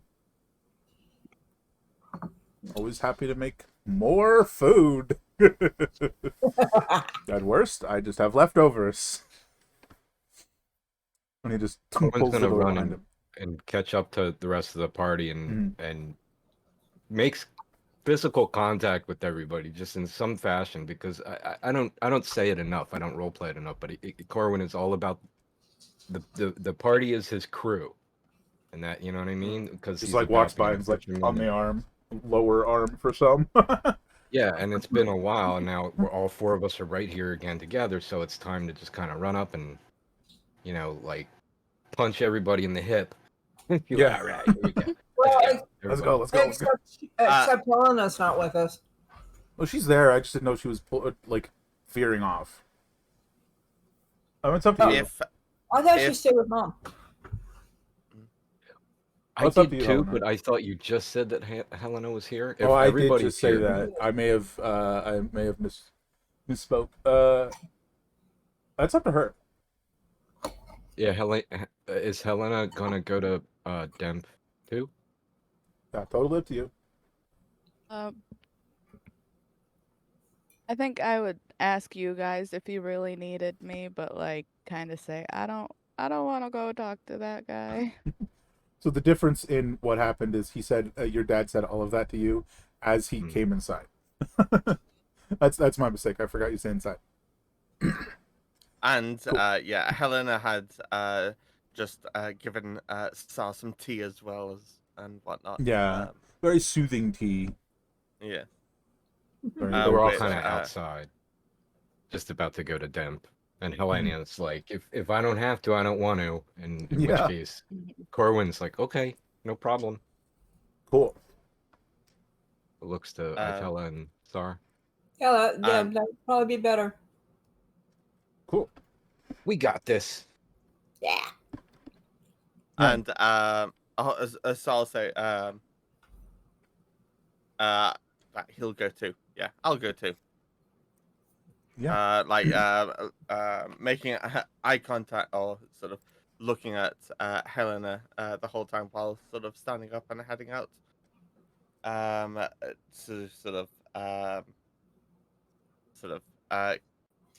look for any inference that she's not up for being left alone with her family, essentially. Because yeah, still not entirely trusting.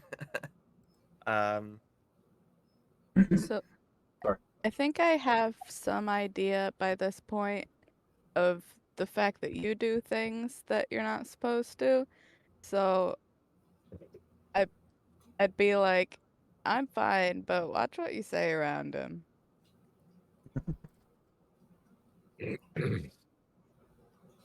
Where's the live by? Can you give any hints? Yeah, are there any words that trigger him? Like artichoke? Don't say artichoke around me. The knives come out. Well, I think just he pays more attention than you might want him to. He's sharp. Yeah. And less forgiving than your parents. Yeah. Um, And a little Let me ask this: is he more legalistic? Do you think everything should be above board legal? yeah. Or is Sar he- steps forward and sort of just points at I tell her just that. Yeah. What does ethical compass? I'll remind you guys what I just like agrees. I'll remind you guys what Grace had said, which is he used to be a criminal like hundreds of years ago, and now that he's gotten himself on the straight and narrow, he refuses to sway. Mm, Yeah. So, indeed. Very on the legal line now. Okay. Okay. But basically, I'm sort of I don't know sort of when. No, we won't know when unless Helena wants to tell us.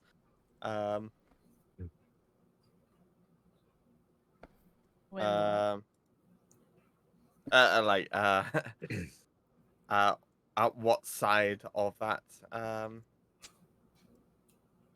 and the specifics therein, but the story between about you and Demp is what he's saying. We're not going to know until you tell us. Is what he's saying. Yeah. Well, are you asking Helena right now, like for more No, information? about it? I wouldn't ask. That's I'm also very secretive. I would not ask. yeah.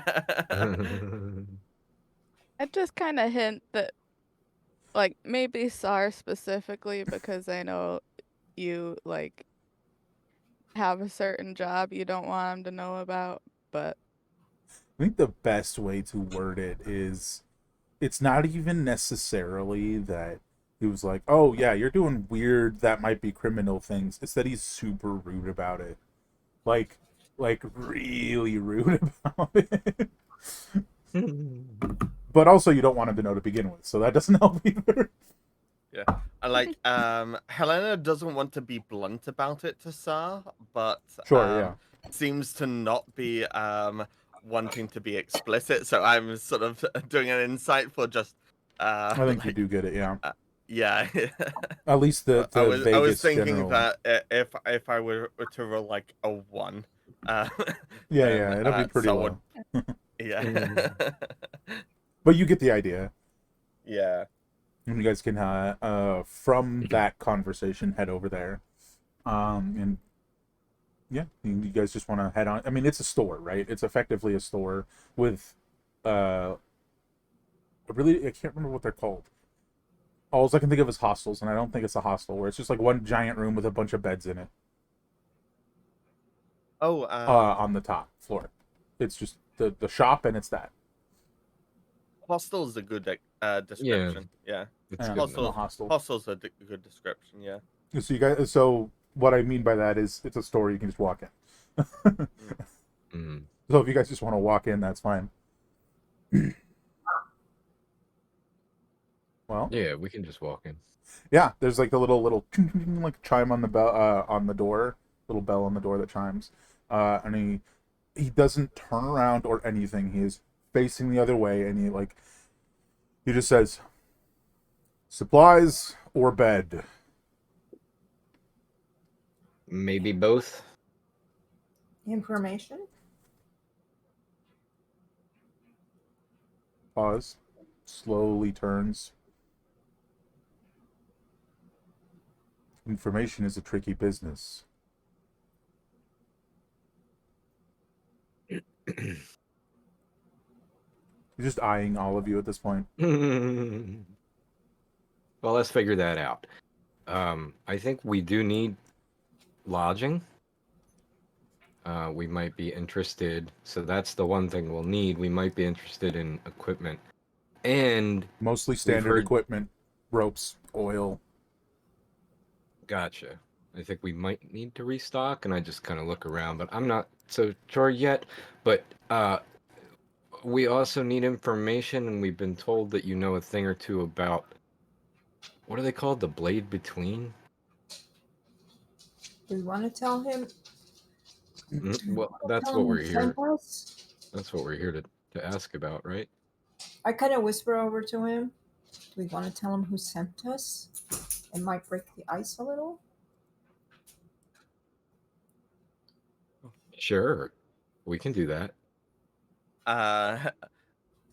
Um, so long as he's not looking SAR's way, and SAR's just sort of wandered over to like where some ropes are or something on the wall, and upon hearing Itala hear that, assuming it's out of a field of view, it'll be shaking his head. Mm-hmm. Oh, about telling who sent you guys. Yeah. He's just at this stage he's watching you guys and he goes, information is a career I got out of many years ago. However, depending on what it is you are requesting, I may be willing to part with some. Blades Maybe between, more... you say. Maybe more knowledge than information. But let's talk. Yeah, is it what the blades between? That's what it's called? I'm sorry, was that Yes. not in character? I thought you were in Sort character of. when you said that. Yeah, it is it's the blade between assassins. So Okay. when he hears you say that and he goes, it depends on the information you are requesting. What do you want to know about the blade between? History is not illegal. What would you like to know? I don't know. What do we want to know? What are our Okay. questions? SAR's sort of now thinking, okay, yeah, we're here now, and with this Yeah. deep in We should have now, figured it out. yeah, Oh, yeah. and we'll sort of walk up next to Cohen and how can one get off the hit list? without dying. He's like about to open his mouth too. Yeah.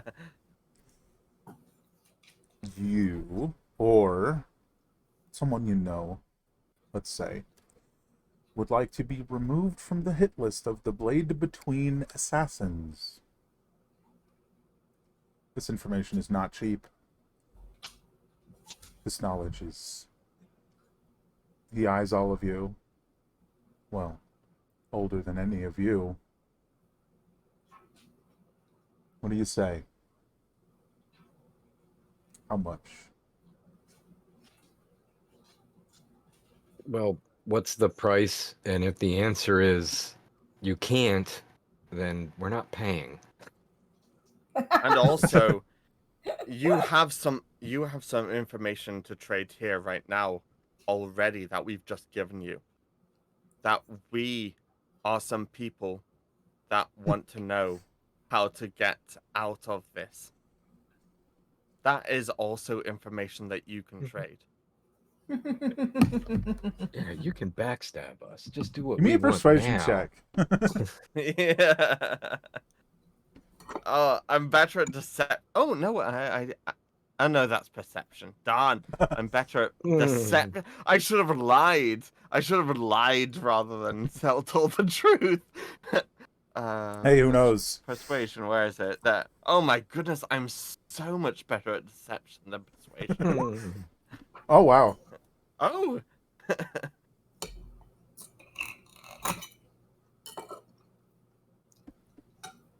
It's a fair gambit.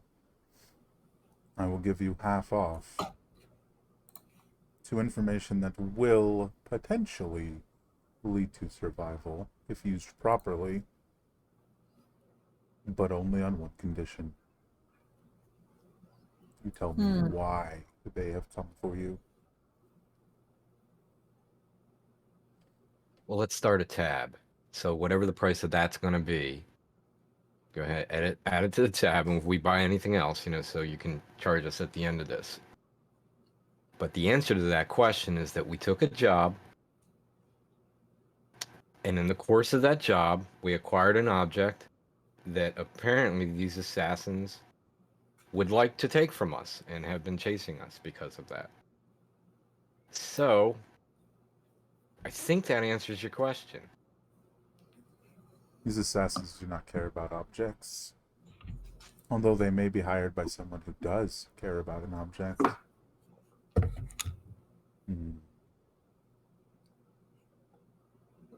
We can connect the dots.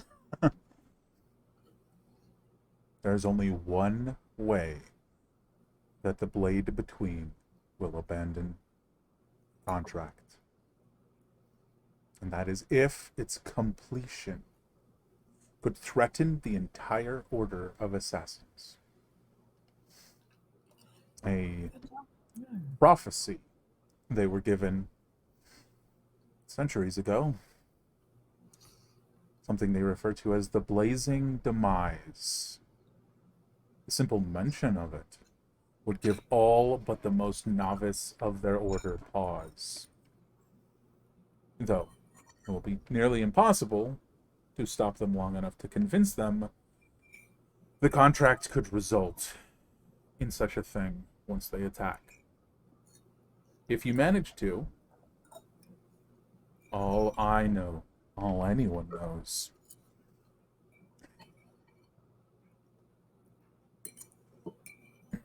is that completing a very specific contract at some point in their future will lead to a violent, fiery decimation of their entire order of assassins.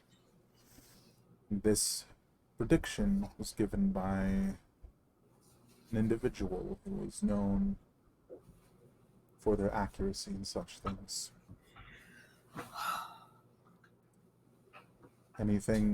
Any other means beyond that to stop them, get them to abandon this contract,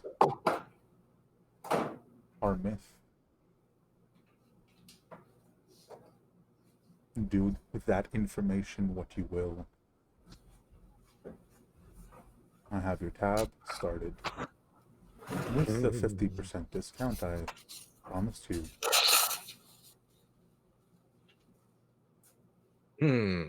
He sort of motions to the shop. Anything else? How many beds upstairs do you need? I think 2 beds. Corwin says out loud, looks over at Itella. Says, "You sleeping with the horses?" Yep. Yeah, I think 2 beds. Look at Sar. Sar nods. Yeah. Yeah. 2 beds, please. Sar nods, sort of while just trying to bring all that in. Well,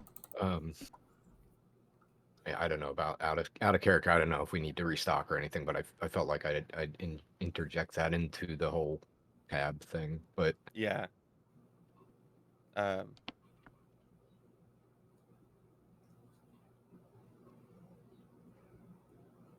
well, I can't. I was trying to think of something else to ask about the assassins. I thought I had something, but now I'm not And sure. it was just so much information that it's all just currently. I mean, that's fair enough. Like it's all just currently rolling around my head.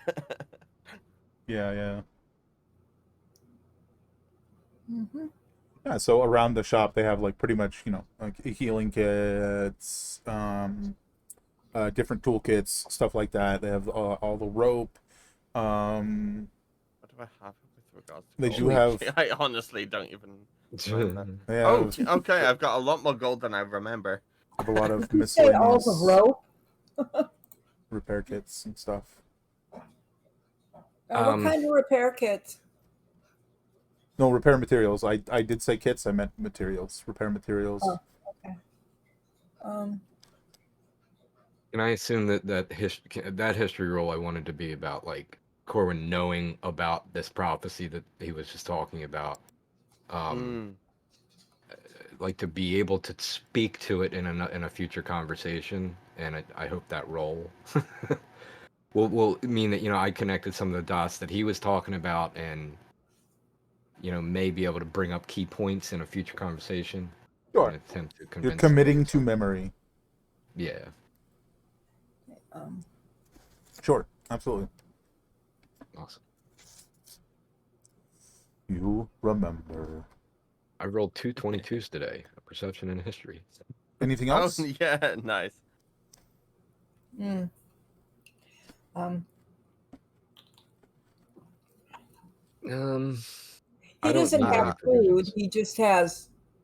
Oh no, sorry. He does have like the packaged rations that will last a decent amount of time. You know the ones I mean. Yeah, we need. We do Lember need spread. We rations. do? Okay. Yes. I leave it up to Yeah. you guys. I don't have any food on me, so whatever you guys say So we when we need need that. rations and I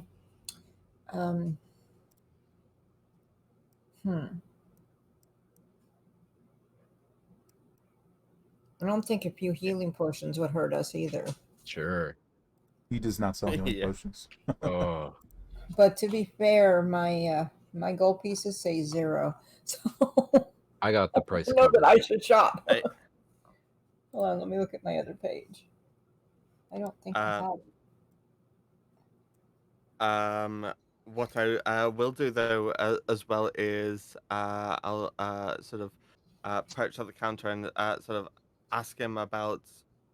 So you seem to be very familiar with a lot that's going on around here.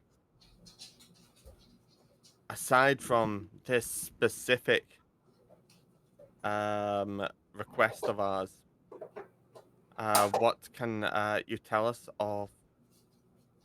And so sort of looks around to see if like Helena is around. Like peering through a window. Yeah. The three of you, give me a history. Just give me a quick history check.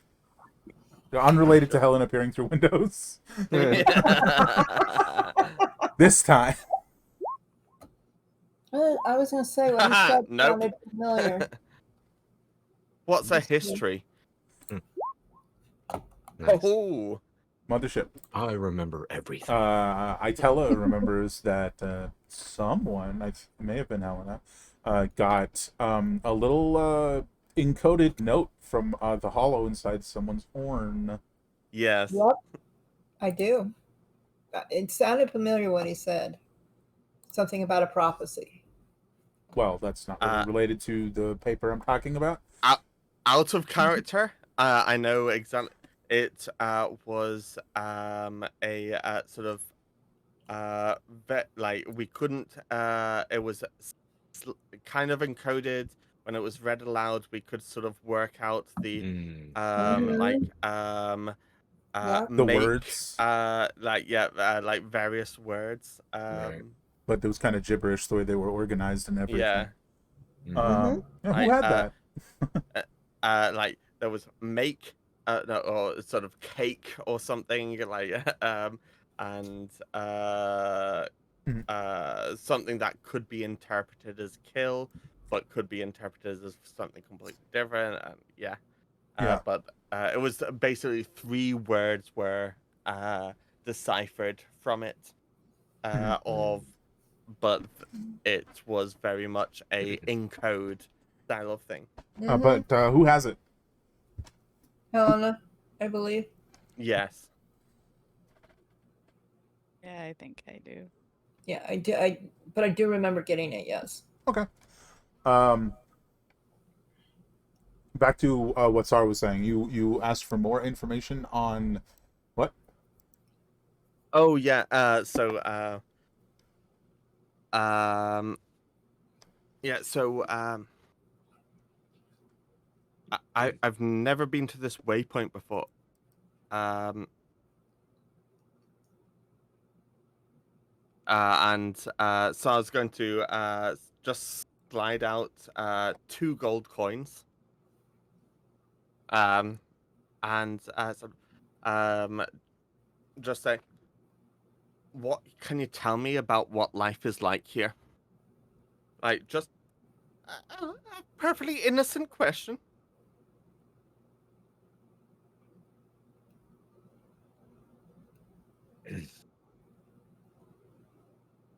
What life is like here? It's quiet, and occasionally something interesting happens. And he just smirks at you.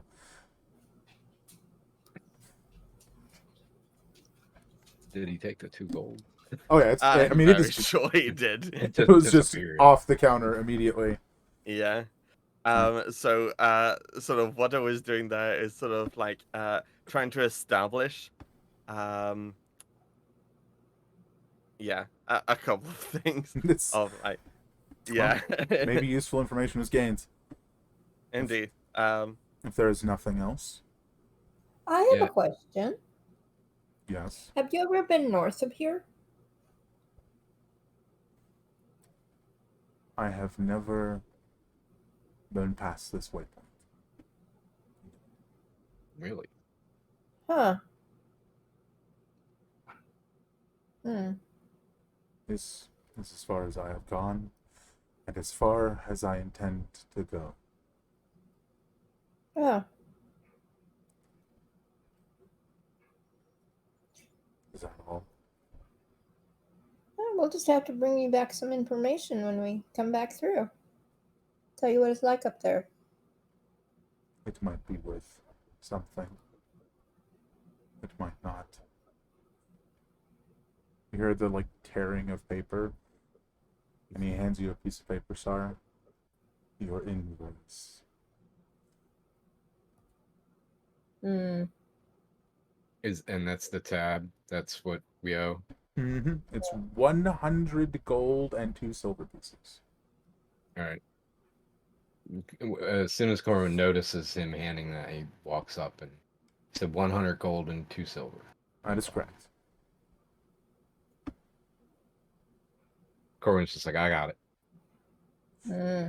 If there is to be any other transaction, it will of course be separate. Of course. I think that's all we need. We might need lodging for another day or two, but we'll decide that tomorrow. No commitment right now. That is So we'll say, I hope you won't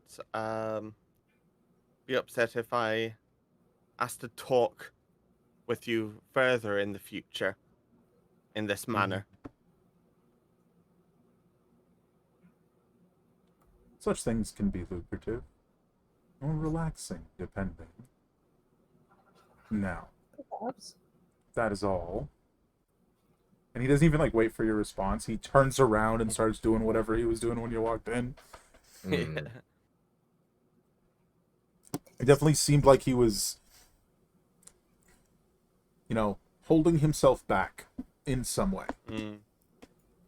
Yeah, and I very Oh, much. it's a full on itemized I spill, very by the much way. understand that he did kind of understand that I was sort of sizing him up with regards to that sort of style of thing. It's like a fully itemized bill. Like Mm. requested historical information 200 gold, given information 100 gold, Mm. bed for the night times 2, 1 silver apiece. Like it's all in there. Mm. Is there also that 2 gold that I sort of slid over? It is marked down as a 2 gold tip.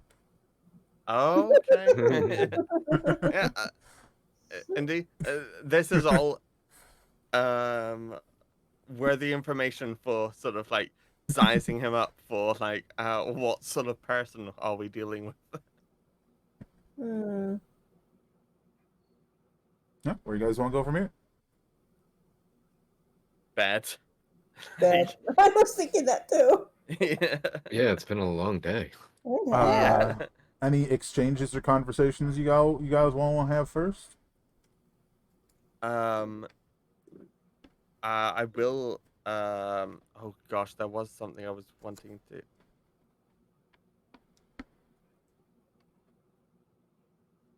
Oh, actually, no, I don't know. Uh, Helena is not at the like inn that we're in, base, right? Yeah, she wasn't No. right there with us. Oh, did you guys go Yeah. upstairs or did you go outside? I don't think we went anywhere yet. Fair. Mm-mm. I'm just trying to still decide. Yeah.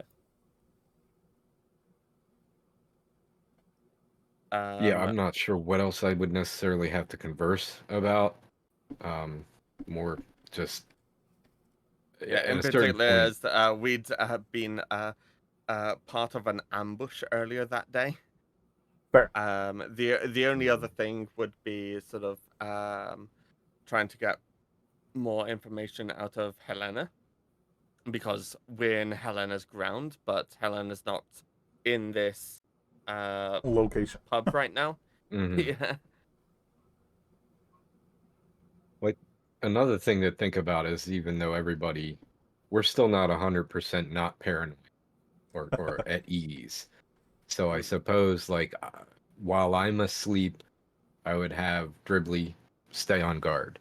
And maybe I don't know how much he has to sleep at all, but the point is, like somebody, at least one person should be active.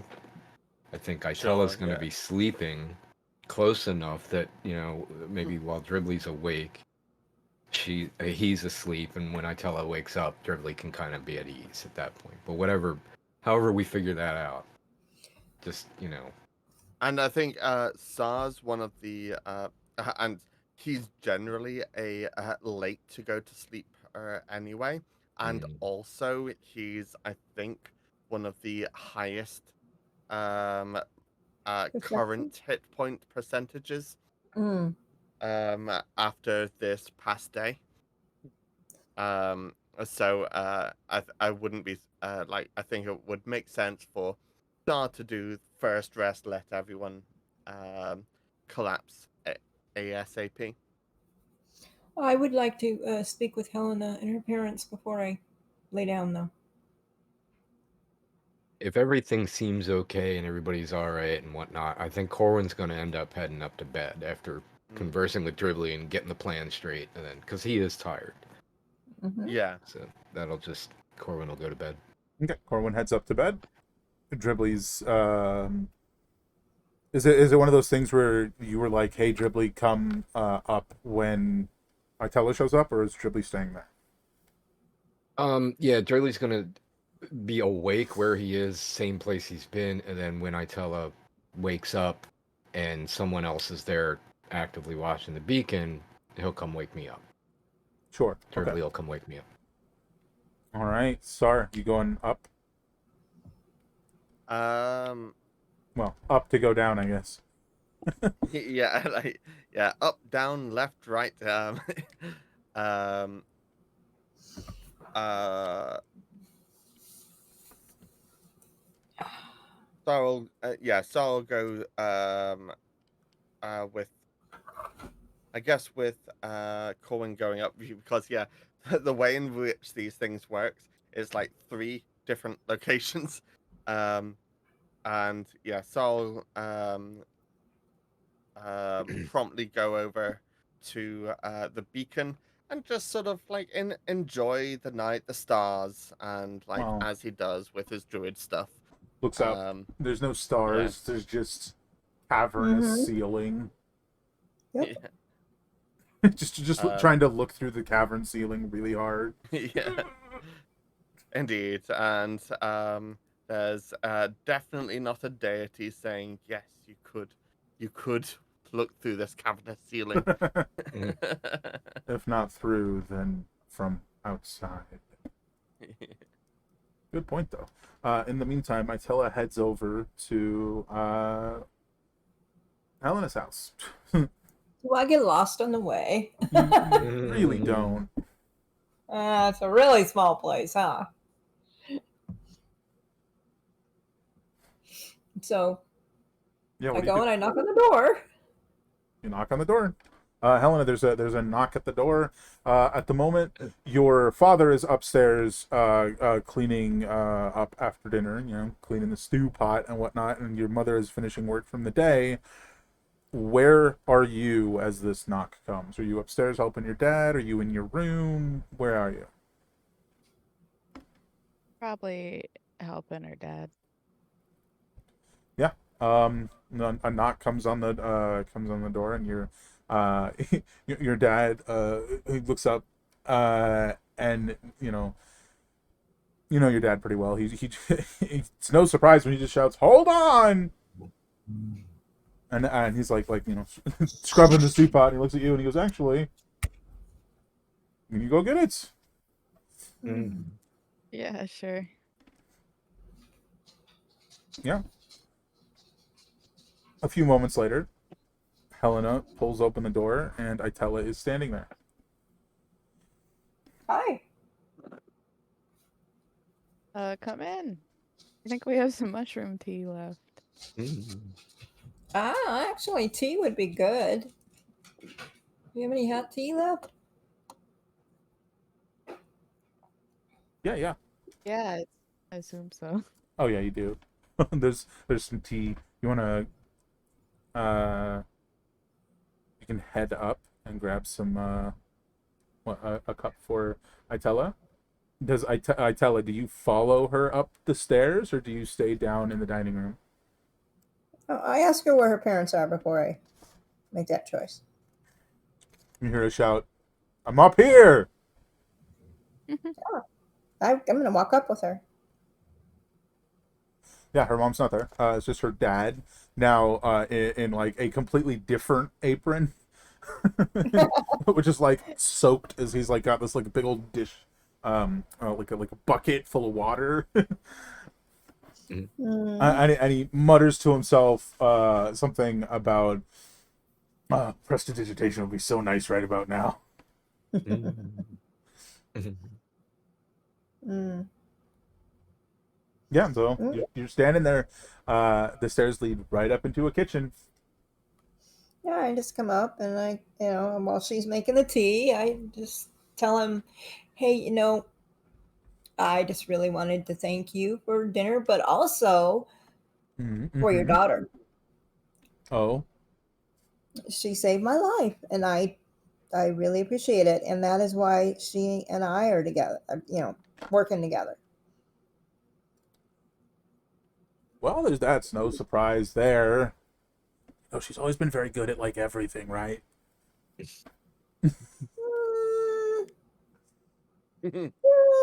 a couple things we could work on. It's just a thing or two that might need work. But life would be boring if we were perfect at everything. True, true. True, true, true.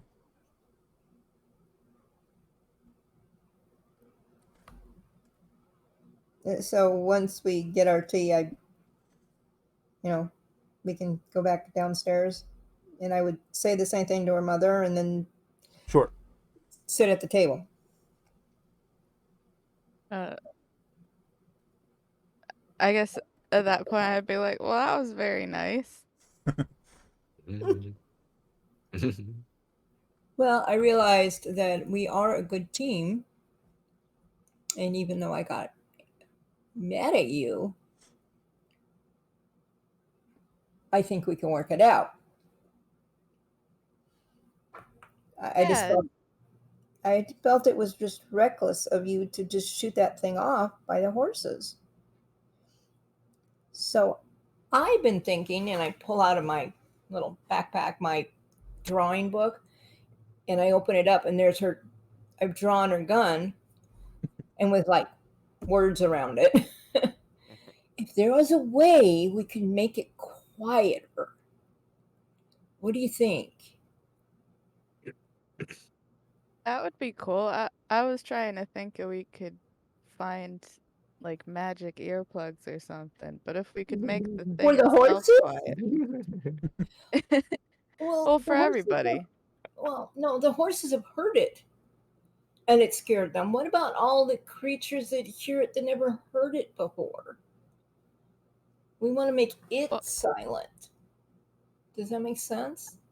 yeah, I like that idea now that I've heard it, but I didn't think about it that way. Yeah.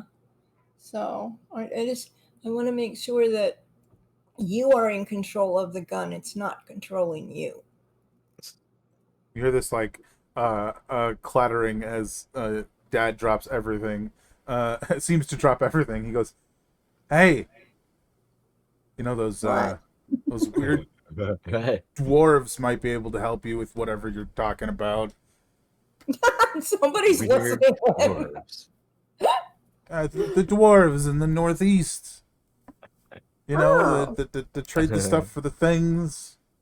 You know, they work with metal all the time. I'm sure if anybody knows how to make loud thing not loud, it's them.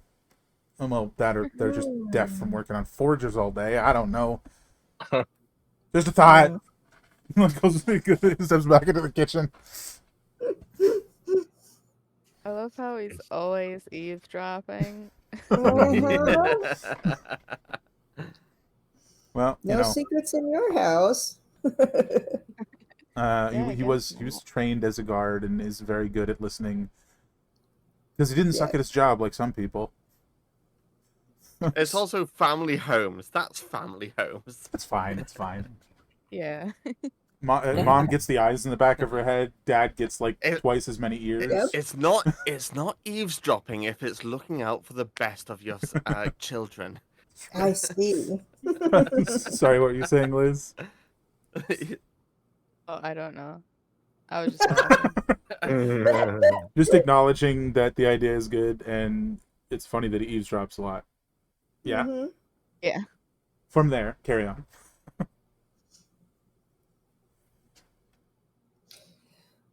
Could you? Maybe we need someone to mark on the map where the dwarves are. Oh, they did mark it. We need to pretty much get rid of the item we have before our troublemakers come back. Or get rid of the troublemakers before the item comes back. That doesn't make any sense. I don't know where my brain went with that, but that's not where it's supposed to go. Oh, we've been doing good so far. Isn't there only like 22? 22 of them left. Well, No, and, all together. if there's only 22 and we've killed 8, and there's what, 16 left Almost like there was another question you could have asked the guy. or 14? Oh, Oh. Yeah, I was thinking of that, but I forgot. Yeah, that would have been a good question. You'd probably charge us another 100 gold. Hmm. And I forgot I still had that paper too. Oh yeah, I do mention the paper. Yeah. Yeah, I think that So So you're like, the hey, do you still have that paper? Yeah. that was the thing that came out of the horn. yeah, Yeah. Yeah, I she's just got it. hand it over. So this was basically their work order of go get these guys, wasn't it? Presumably. Indeed, it is written in Infernal. Fairly sure Yes. it's not just gibberish, but we couldn't work out what its meaning was. Mm-hmm. When it was read aloud to everyone in common, they Mm-hmm. a basic code was worked out like take is more like wanted, cake is more like reward, so on and so forth. Okay. Hmm.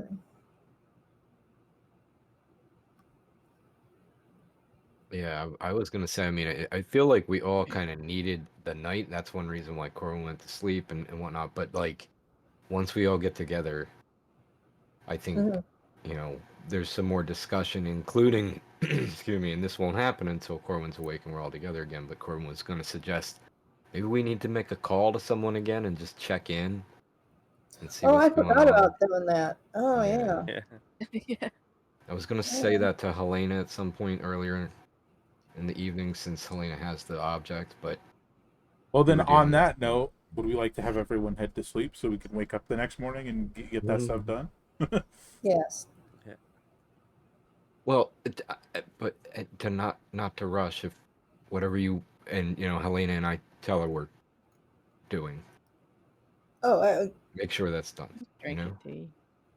Just drink I think we're done.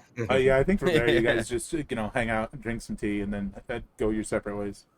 Well, yeah, no, I planted the idea in her brain, so she's the one that's kind of work smithing the gun anyway. Maybe Mm. she could work with the dwarves and figure something out too. For sure. There you go.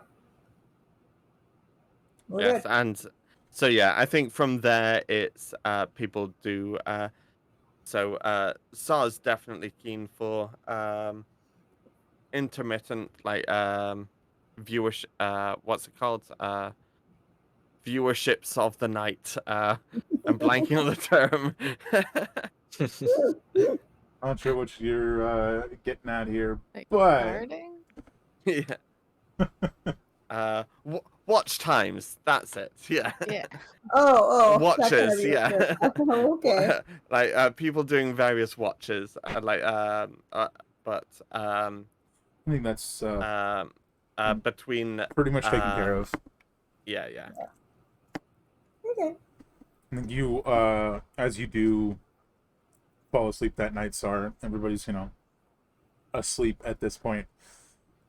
You find yourself once again floating in this abyssal black void, and there's this strange motion some distance ahead of you, as if two lines appear in the dark horizon, and they start to tear and pull open, and you see these two very strange oval eyes peering back at you for a long moment. And one is like purplish red, and the other's a solid blue, but they're not like they don't look like eyes. They're shaped like eyes. They're like made of something else, something strange, like nebulous, if you will. Almost like lots of little pricks in a tapestry, letting light through. And it just watches you. And as it blinks, opens its eyes, and blinks again, you find yourself snapping awake the next morning.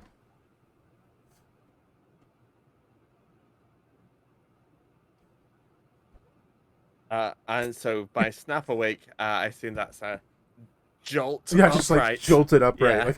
Yeah. Like, Yeah. Oh. And when I look around me, like, am I feeling rested? you do And feel rested, but it's like the do you know how it's like you are physically sharp awake, but your eyes are still heavy? oh, 100%. I know exactly what you're talking about. Yeah, Yes. that it's that. You'll Oh, probably shake it off in like 45 minutes to an hour, but it still sucks for that time. I didn't realize that in real life I was having deities visit me. Never That's know. such a relief. In fact, Hey, knowing is half the battle, right? yeah. Uh, And when I look around me, what am I seeing with regards to I think just what timing wise, everyone else is doing and whatnot? I think timing wise, you probably just see Ribley like nudging Corwin awake, as it's about that like the time to get up time. Mm. Which is, over to Corwin being nudged awake. Yes.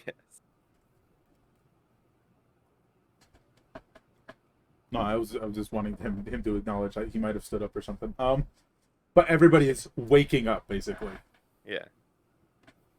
Wait. And I kind of sort of also still just put that down to me being sort of kind of anxiety ridden about the situation of Sure. this sort of underdark but like high security underdark Yeah. style sort of place. Yeah.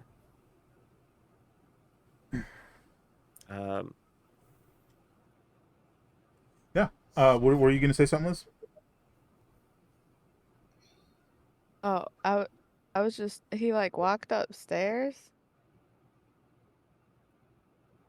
Like I was just imagining Dribbly like creaking the door open.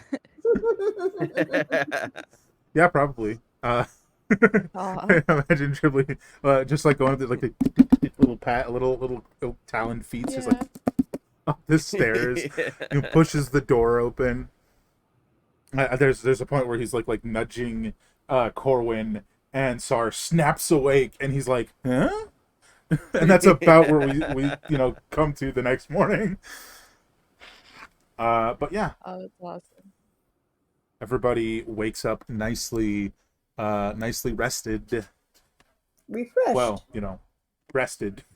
Maybe not so nicely, at least for a little bit. So at that stage, it being the next morning, your dad's making breakfast, and he's I imagine you come into the room, Helena, as he's like making breakfast, and it's like way too much food for just the three of you, and he goes, "Well, I thought your friends would stop in this morning."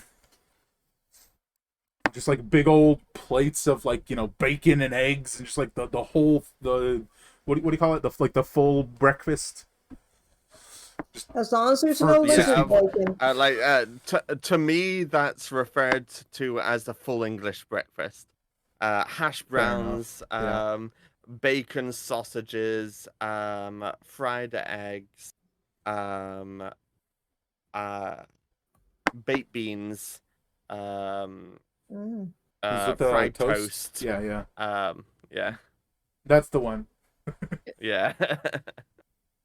Would I be able to use thaumaturgy to like tell them breakfast ready so I don't have to go past that guy? You would just like open Yes. the window and just be like, breakfast is ready. Yeah, you absolutely can. How many townspeople are we going to get? You're gonna startle one or two people, although most of them have. But most of them have actually been with Helena longer than all of you, so they'd be like, "Oh, Helena's on the Helena thing." Okay, that's fine. Which I think you guys hear this Oh, like booming Helena voice, like shake the windows as you're just waking up, and you guys would come down the stairs, and head out. Um, and that would be Corwin, yes, and Sar that come down the stairs to. so actually, what I was going to say is because I sort of um woke up like quite like abruptly. Mhm. I'd have rushed over to the like I'd have rushed down the stairs and out the door. Sort of yeah, acknowledging like the dad cooking and whatnot along the way, but rushed out the door just to Oh, check different. on check on the brazier For clarification, because different building. You're not in that building. You're in the one above the quartermaster. So you would come oh, down of past the course, yeah. quartermaster, not the dad. Just Okay, yeah. clarification. So But yeah, you would come down, so go to yeah, the I'd brazier. have run past the door of the other building Yeah, when I heard breakfast being called. yeah. But I was just I'd have quickly got dressed and run to check on that because there'd been a niggling feeling in my head that maybe I was so promptly brought up in the morning because something was going wrong over there. So Sure. yeah. Hmm. We'll get to that in a minute. Merlin, you there? Yes. Yes. Can you hear me? So, yeah. Corwin, gets nudged by Dribbly, wakes up, Yes. comes to. You get the breakfasters ready. Like, do you head downstairs and stuff? Absolutely. Yes. I mean, I see Sar shoot upright, kind of groggy. Don't even know Yeah, what the heck. And I'm okay. and Glad it's you didn't, probably you like know. all of 5 minutes between when that happens, when he snaps up and gets out of bed, runs out, Mhm. and the call for food comes. Like maybe not even 5 minutes, right? Mhm. Um, as To you be co- Go to ahead. be fair, one thing I will just say about that is, um, in this whole trip, 9 times out of 10, Sar has been a groggy getter upper. Oh, fair. Hmm. A bit That's true. slow to rise, as it were. Yeah. But I was Yeah, saying, oh, go ahead. that would probably cross Corwin's mind. Like, why is he awake before me? What's going Yeah. on? Yeah. So you bolt downstairs. Or sorry. He's gone and bolted. That's what I meant to say. Mhm. And Yeah, you get up and go downstairs. Is what I meant to say. yeah, Like that as you're sounds as right. you're going through, you see the quartermaster.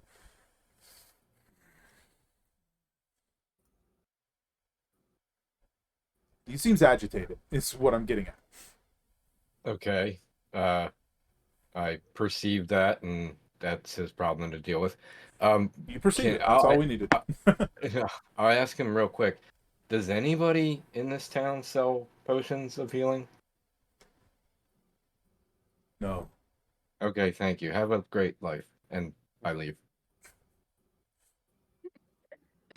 Right. Unbelievable. Delinquents and fools, a lot of them. The door clatters behind him, behind you. Yeah, you scurry off to food. You come over to Itella. What are you doing as this like reverberates through the centered stone walls here?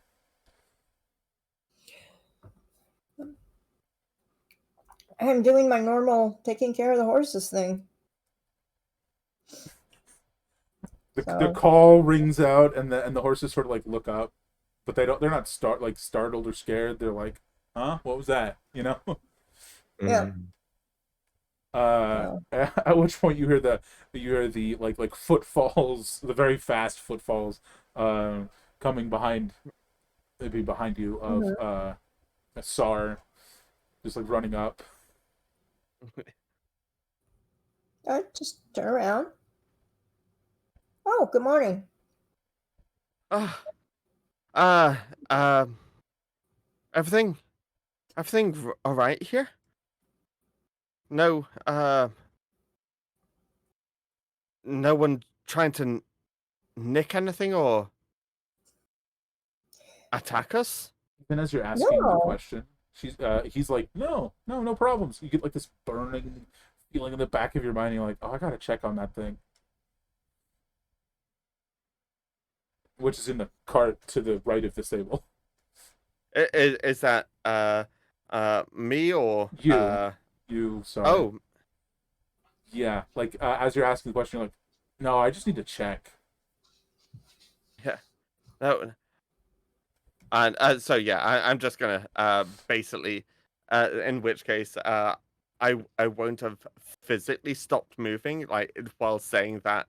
I'll have still like I'd have slowed to a sort of light jog and sort of continued moving, and yeah. Yeah, you walk over to like the tarp covering the Yeah. brazier, and are you gonna just like pull it up? Oh, 100%, yeah. You like pull it up to look inside, and there's like this briefest of moments where you swear you see the same like reddish purple eye that had been in your dream, just like hovering in the darkness above the brazier, and then you fling it open, and it's just gone, and everything The is eye. fine. Yeah, the eye's gone. The brazier's still there. Okay. But the eye is gone. Everything is fine. Yeah. The brazier is unmoved, unharmed even. Yeah. At which point, so I'll sort of just sort of leave it like sort of half uncovered and just sort of perch himself on it and just sort of catch his breath leaning on it. This is fine. This Like, is fine. oh, okay, yes. I kind of peek Oh. my head around in the corner and go, "Did you have a dream or something?" I did probably Hmm. just concern, like, didn't like leaving it alone here. Yeah, it just That means you got to keep your eye on it, right? yes. Dribbly was with it until you woke up. Yeah, no, Dribbly's been here. Not that you're there to say that, but yeah. Yeah. Right. So would I Out of- would out have of said character. that. Yeah, that's Yeah. fair.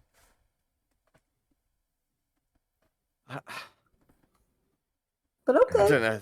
This seemed particularly important tonight. I maybe it was just me not being comfortable around all of this Makes sense. bureaucracy for the yeah, for the Underdark. I'm not used to ever seeing that before. That must be it. Mhm. Must be. And Well, it's that's a very right. small bureaucracy. What, 20 people maybe? It only takes two. That's 18 more than I'm used to. Right. Okay. Yeah. I mean, from there, I imagine you guys all head over. You have your delightful full English breakfast, as it were. Bacon. Some of you favoring bacon over everything else. You. Yeah. But I think we can probably just speed through that like delightful breakfast, and from there we can have any last minute things you guys want to do before Do we want to wrap up. make a call? Do we want to check in with the Boss, our employer. employer, exactly? And if so, what do we want to ask, or do we want to just let them know, hey, we made it to the Underdark, and now we're not going to continue in the Underdark, right? We're going back up No. top side and then going north. So, So yeah, is it even worth mentioning at that stage? right. So how do we all feel? Do we check in? If we do, what do we say? Didn't we hear like a war about to start or something?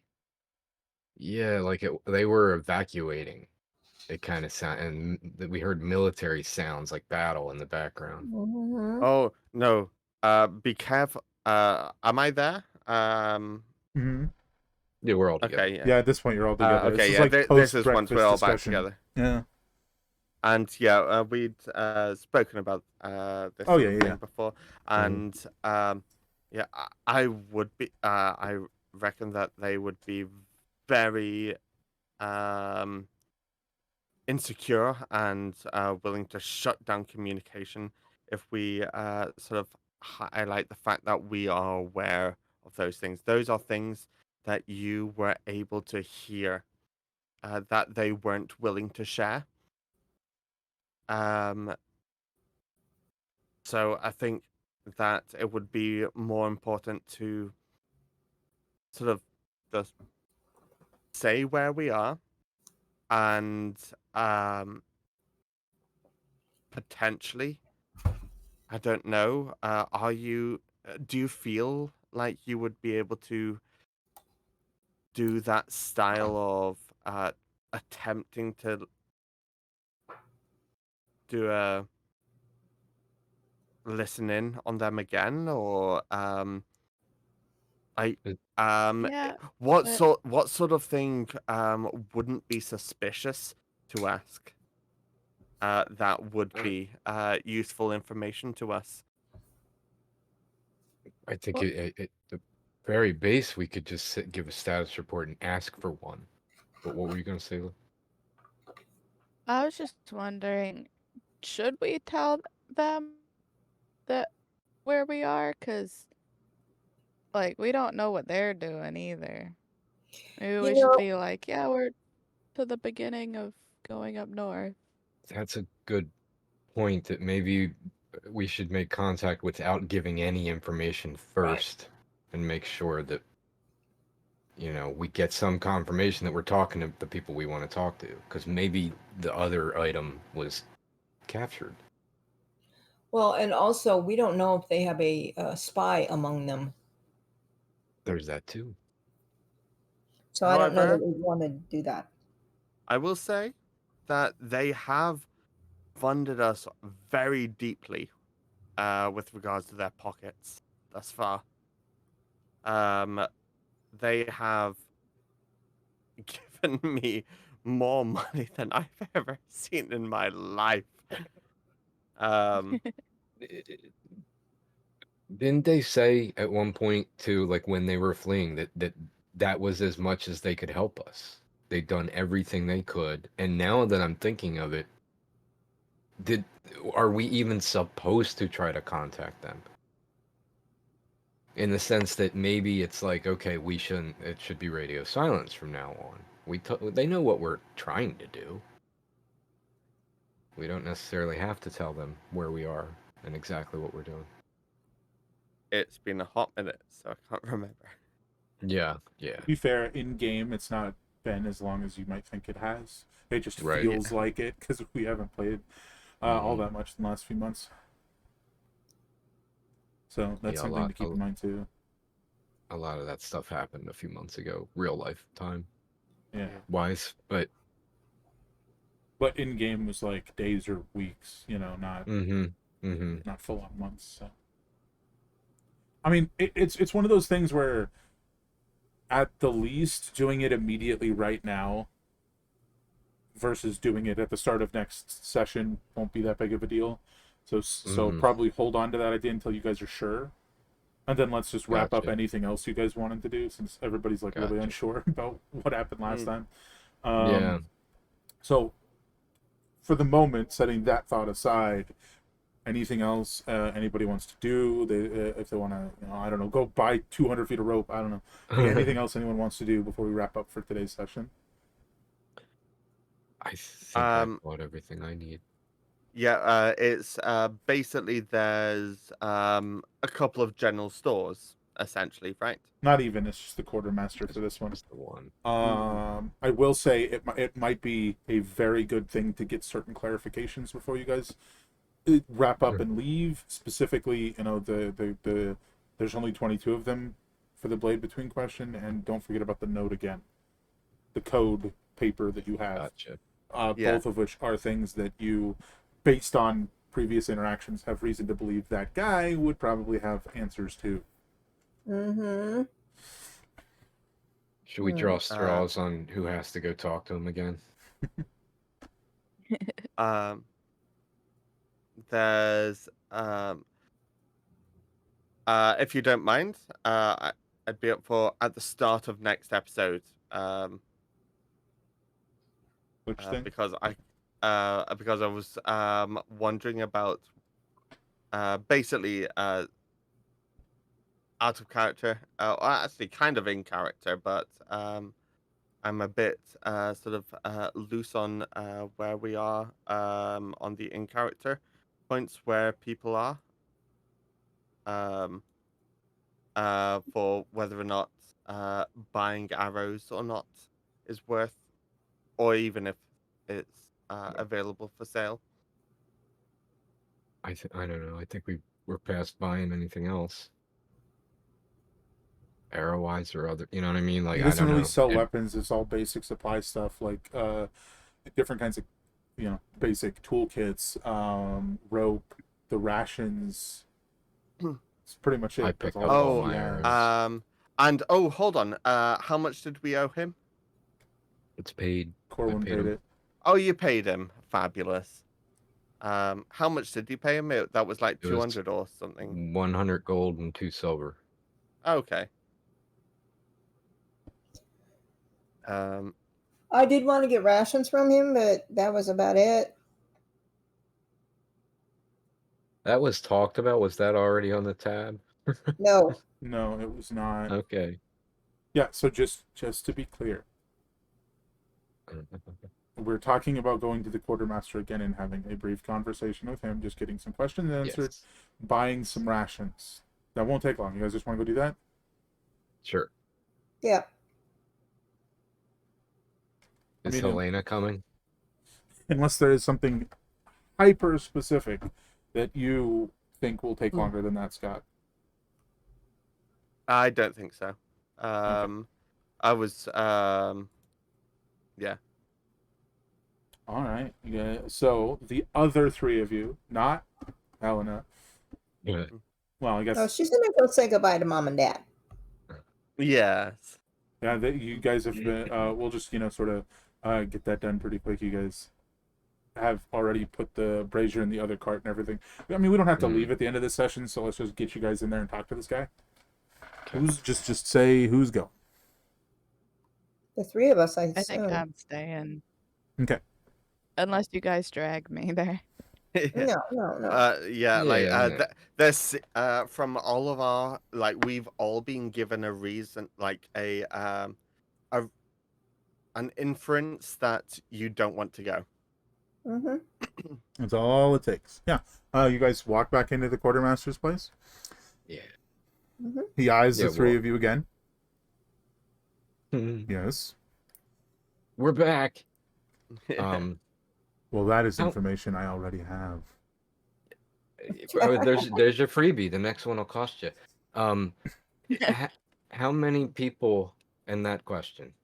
How many people? What is that? I don't know how to word it. How many people are still left? We've killed like 8 of the blade in betweens. Blade between sorcerer, blade between snipers specifically. Yeah, Um, articulated better than that. yeah. You wish to specifically ask how many members of the Blade Between are there? Well, I think we were under the impression there was 22. That is a misnomer. Figured. Higher or lower? Significantly higher. Okay. Mm-hmm. Oh no. The 22 is meant to be 22 individuals on the surface simultaneously. Ah. It is not referenced directly to their total number. As in 22 in a unit. Yeah. Well, it's 22 in a unit, but 22 specifically on the surface, which is a singular unit. You jumped ahead. You read my mind. Like if we Thus we don't need to pay for it. The mind was read. will never face more than 22 at a time above the surface. Joy. To my knowledge, and my knowledge is quite expansive, no, that should not happen. However, if you end up posing a direct threat, they may send more. And if Gotcha. you've, as you stated, already killed more than 8, well, at the least they will be unhappy about that. I just look at Sar. Stop making him so unhappy with us. Is there another question? So I was going to look at the quartermaster and say, "You're going to sell this information right back to them, aren't that you?" They are a criminal organization. That would be quite illegal, would it not? You are not criminals. He That's smiles. not a no. It almost seems.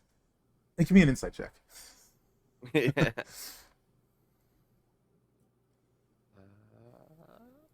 you are. Yeah. Based on your previous knowledge, your own background, as it were, you're fairly certain this guy is the type of. I'm technically not a criminal, but I'm towing the line as close as possible to being one. And anyone who does what I do, obviously, is gross. He's not a fan of that. He's like, you're obvious? No, thank you. So he's probably telling the truth, but that doesn't mean he won't sell it to someone who will sell it to them. Yeah. He won't sell it directly to them because that would be illegal, and he doesn't do that. Indeed. Yeah, He's basically me, but instead of a bit more morals, he's got a bit more right from wrong. Yeah. If you get what I mean. For sure. I know that's a bit ambiguous there, but yeah. I do know what you mean. No, was there? You guys wanted to ask about the? The paper. You hand it to him, and he sort of. I mean, is there something you say with it? I say, we tried to read this. We're not positive we read it properly. It's like a recipe for cake. Could you look at it and tell us what it says, maybe? Because we can't read that language anyway. It won't do us any good. He takes it from you, and he sets it on the counter, and he looks at it, and he goes, I can decipher this. It won't be cheap. Is anything you do cheap? The rope. You hear like a shelf open, and he starts, fiddling around, and he pulls out a little box, and he opens the box, and the box looks to be empty. And he reaches in, he grabs something, and he sort of holds it up to his eye. Doesn't look like he's got anything in his hand at all. Give me a perception check, everybody. Everybody that's there.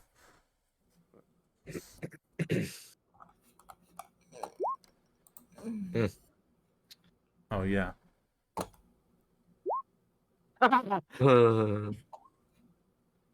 Thank goodness we've got Corwin here. Really. Oh my gosh. 25 and 26. While you don't see anything physically between his fingers, you see the depression in his skin. There's something there, you just cannot see it. It is probably invisible. He holds it up to his eye, and he looks at the note, and he starts to read it aloud.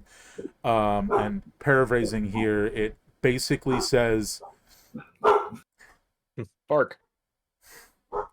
It basically says, focus on the spellcasters. The scouts, should you fail, the scouts will note the true threats.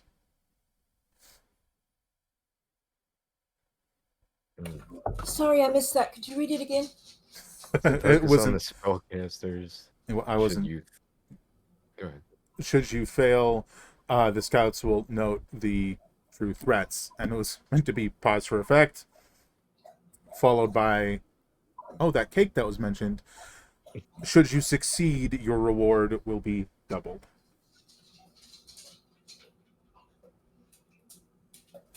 Too bad you're not getting double reward. Is it actually a cake? Wait a minute, double cake?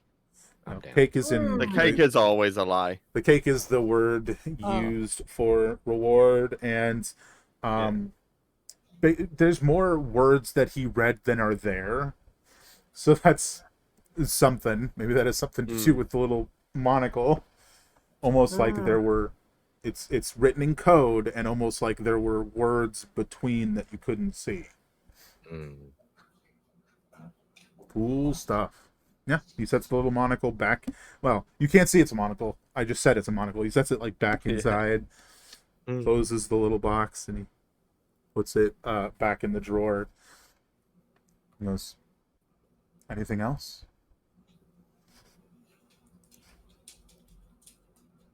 Only this, to me right now, like looking at the party members. If you were to be heading north to the far north right now, what would you feel is vital? Supply wise. I'm willing to pay for your opinion here. Mm.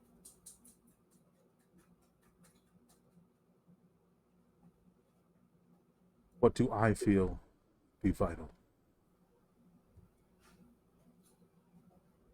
Well, for one, I would not head north. But if I did,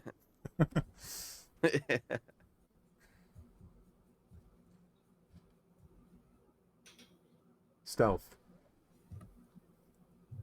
Stealth, not south. Mm. Yeah, that makes sense. He definitely did not hear or register the supply wise line. So he just responded, stealth. We need to camouflage the cart. So following him saying stealth, I'll say, do you have anything that could aid our stealth going north? Anything that could aid.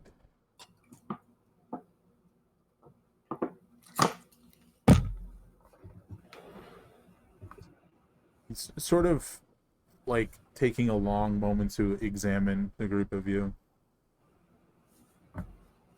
Well, based on your attire, I would say that you likely already have means to not be seen, and likely not to be heard. So what you would need, while I do not have this in supply, the information is something as well. Something to stop you from being smelled. Are you calling us stinky? Less stinky and more distinct. He's talking about you, sir.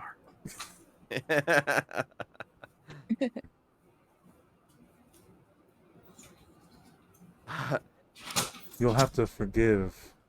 I do not exactly supply questionably obtained spells or potions, spell scrolls or potions that could help in such a thing, but that knowledge should be helpful at least somewhat. But no supplies, nothing to sell that could help. Unless you would like to wrap yourself in rope and smell like rope as you travel northward. And it's like very like he's very condescending when he's like, unless you want to smell like rope.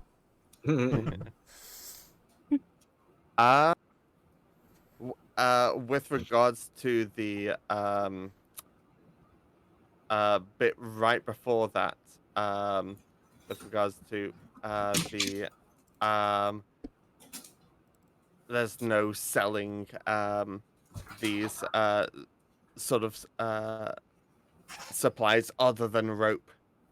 Can I do a oh, it would be insight again, wouldn't it? For See if he's it, lying. but no, a 10. Even if he wasn't lying, I wouldn't know any difference. Probably not.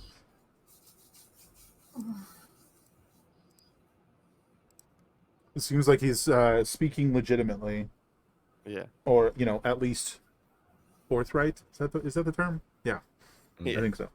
So I got Yes. freaking bit, and I'm just like, stop itching. Just like now in the last 15 minutes. Mm. But yeah, I mean, he seems to be like sincerely like giving you the information that he can, because while he might be kind of a condescending asshole, he's definitely not a criminal Right. from a Yeah. legal perspective.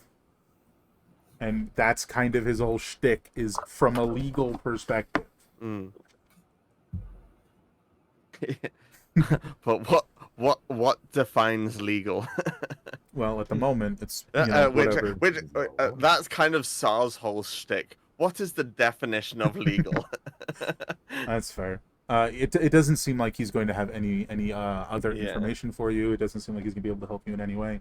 So requires stealth, and disguise your scent, however you will. Yeah. That plus the decoded note, which I think you wrote down. That's the information that you've been given. And I think that's gonna probably see you guys. He's gonna slide that like little invoice over to you. Indeed, yeah, Sar. over to Sar, yeah. So And Sar won't pay it immediately, like he won't even bat an eyelid. so Unless it's stupid. But, so yeah. the 2 bits of information, 50, Mhm. 50, 75 for the decoding. That's 175 gold in total. Yeah, I'll just outright go for that. In particular, as Star is currently in possession of more money than he understands the worth of. That's totally fair. Alrighty. So I think as you guys sort of like come out of the, well, that wasn't as successful as we wanted it to be, but we got something. Encounter with the quartermaster. I imagine Helena is just like outside her house, like leaning against the wall, like watching you guys from a distance, mind you. And as you guys are like walking out, and you see Helena, and she probably like stands up, like fully from leaning on the wall. I figured that's probably the best place to cut it for today. So, unless anybody has anything else they want to say, we'll wrap up right there. Sounds good. We lived another session. Yeah, I mean, we would clue Helena in on what he said the message Mhm. says, and but other than that, yeah. Good place to Fantastic. stop. And More rations, more info, all good to go. heck yeah.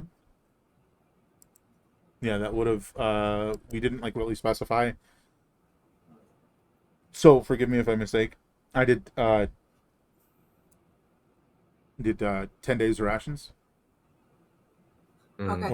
Or I mean, only one person was buying rations. I'm glad you mentioned that. I forgot to even bring it up. Only one person said they were buying rations. I did 10 days of rations unless you wanted more, which is only 2 gold. It's not that much money. Okay. Well, it'd be interesting because I have 0.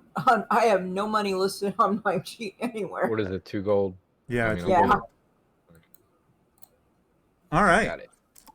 Then before I realize I forgot anything else, let's head over to Debbie Cat. It looks like birthday stream, I believe. So let's go say hello. And we will catch you guys next week. In the meantime, y'all, you did level as of right now. Hooray! Well, as of when one of you woke up from a weird eyeball nightmare, but same difference. Yeah. All right, hope to catch you guys next That's week. just a standard Saturday. Yes. It do be. Hope to catch you guys next week. I hope you'll have an absolutely fantastic evening, and as always, great gaming. Yep. Take care, everyone. Bye.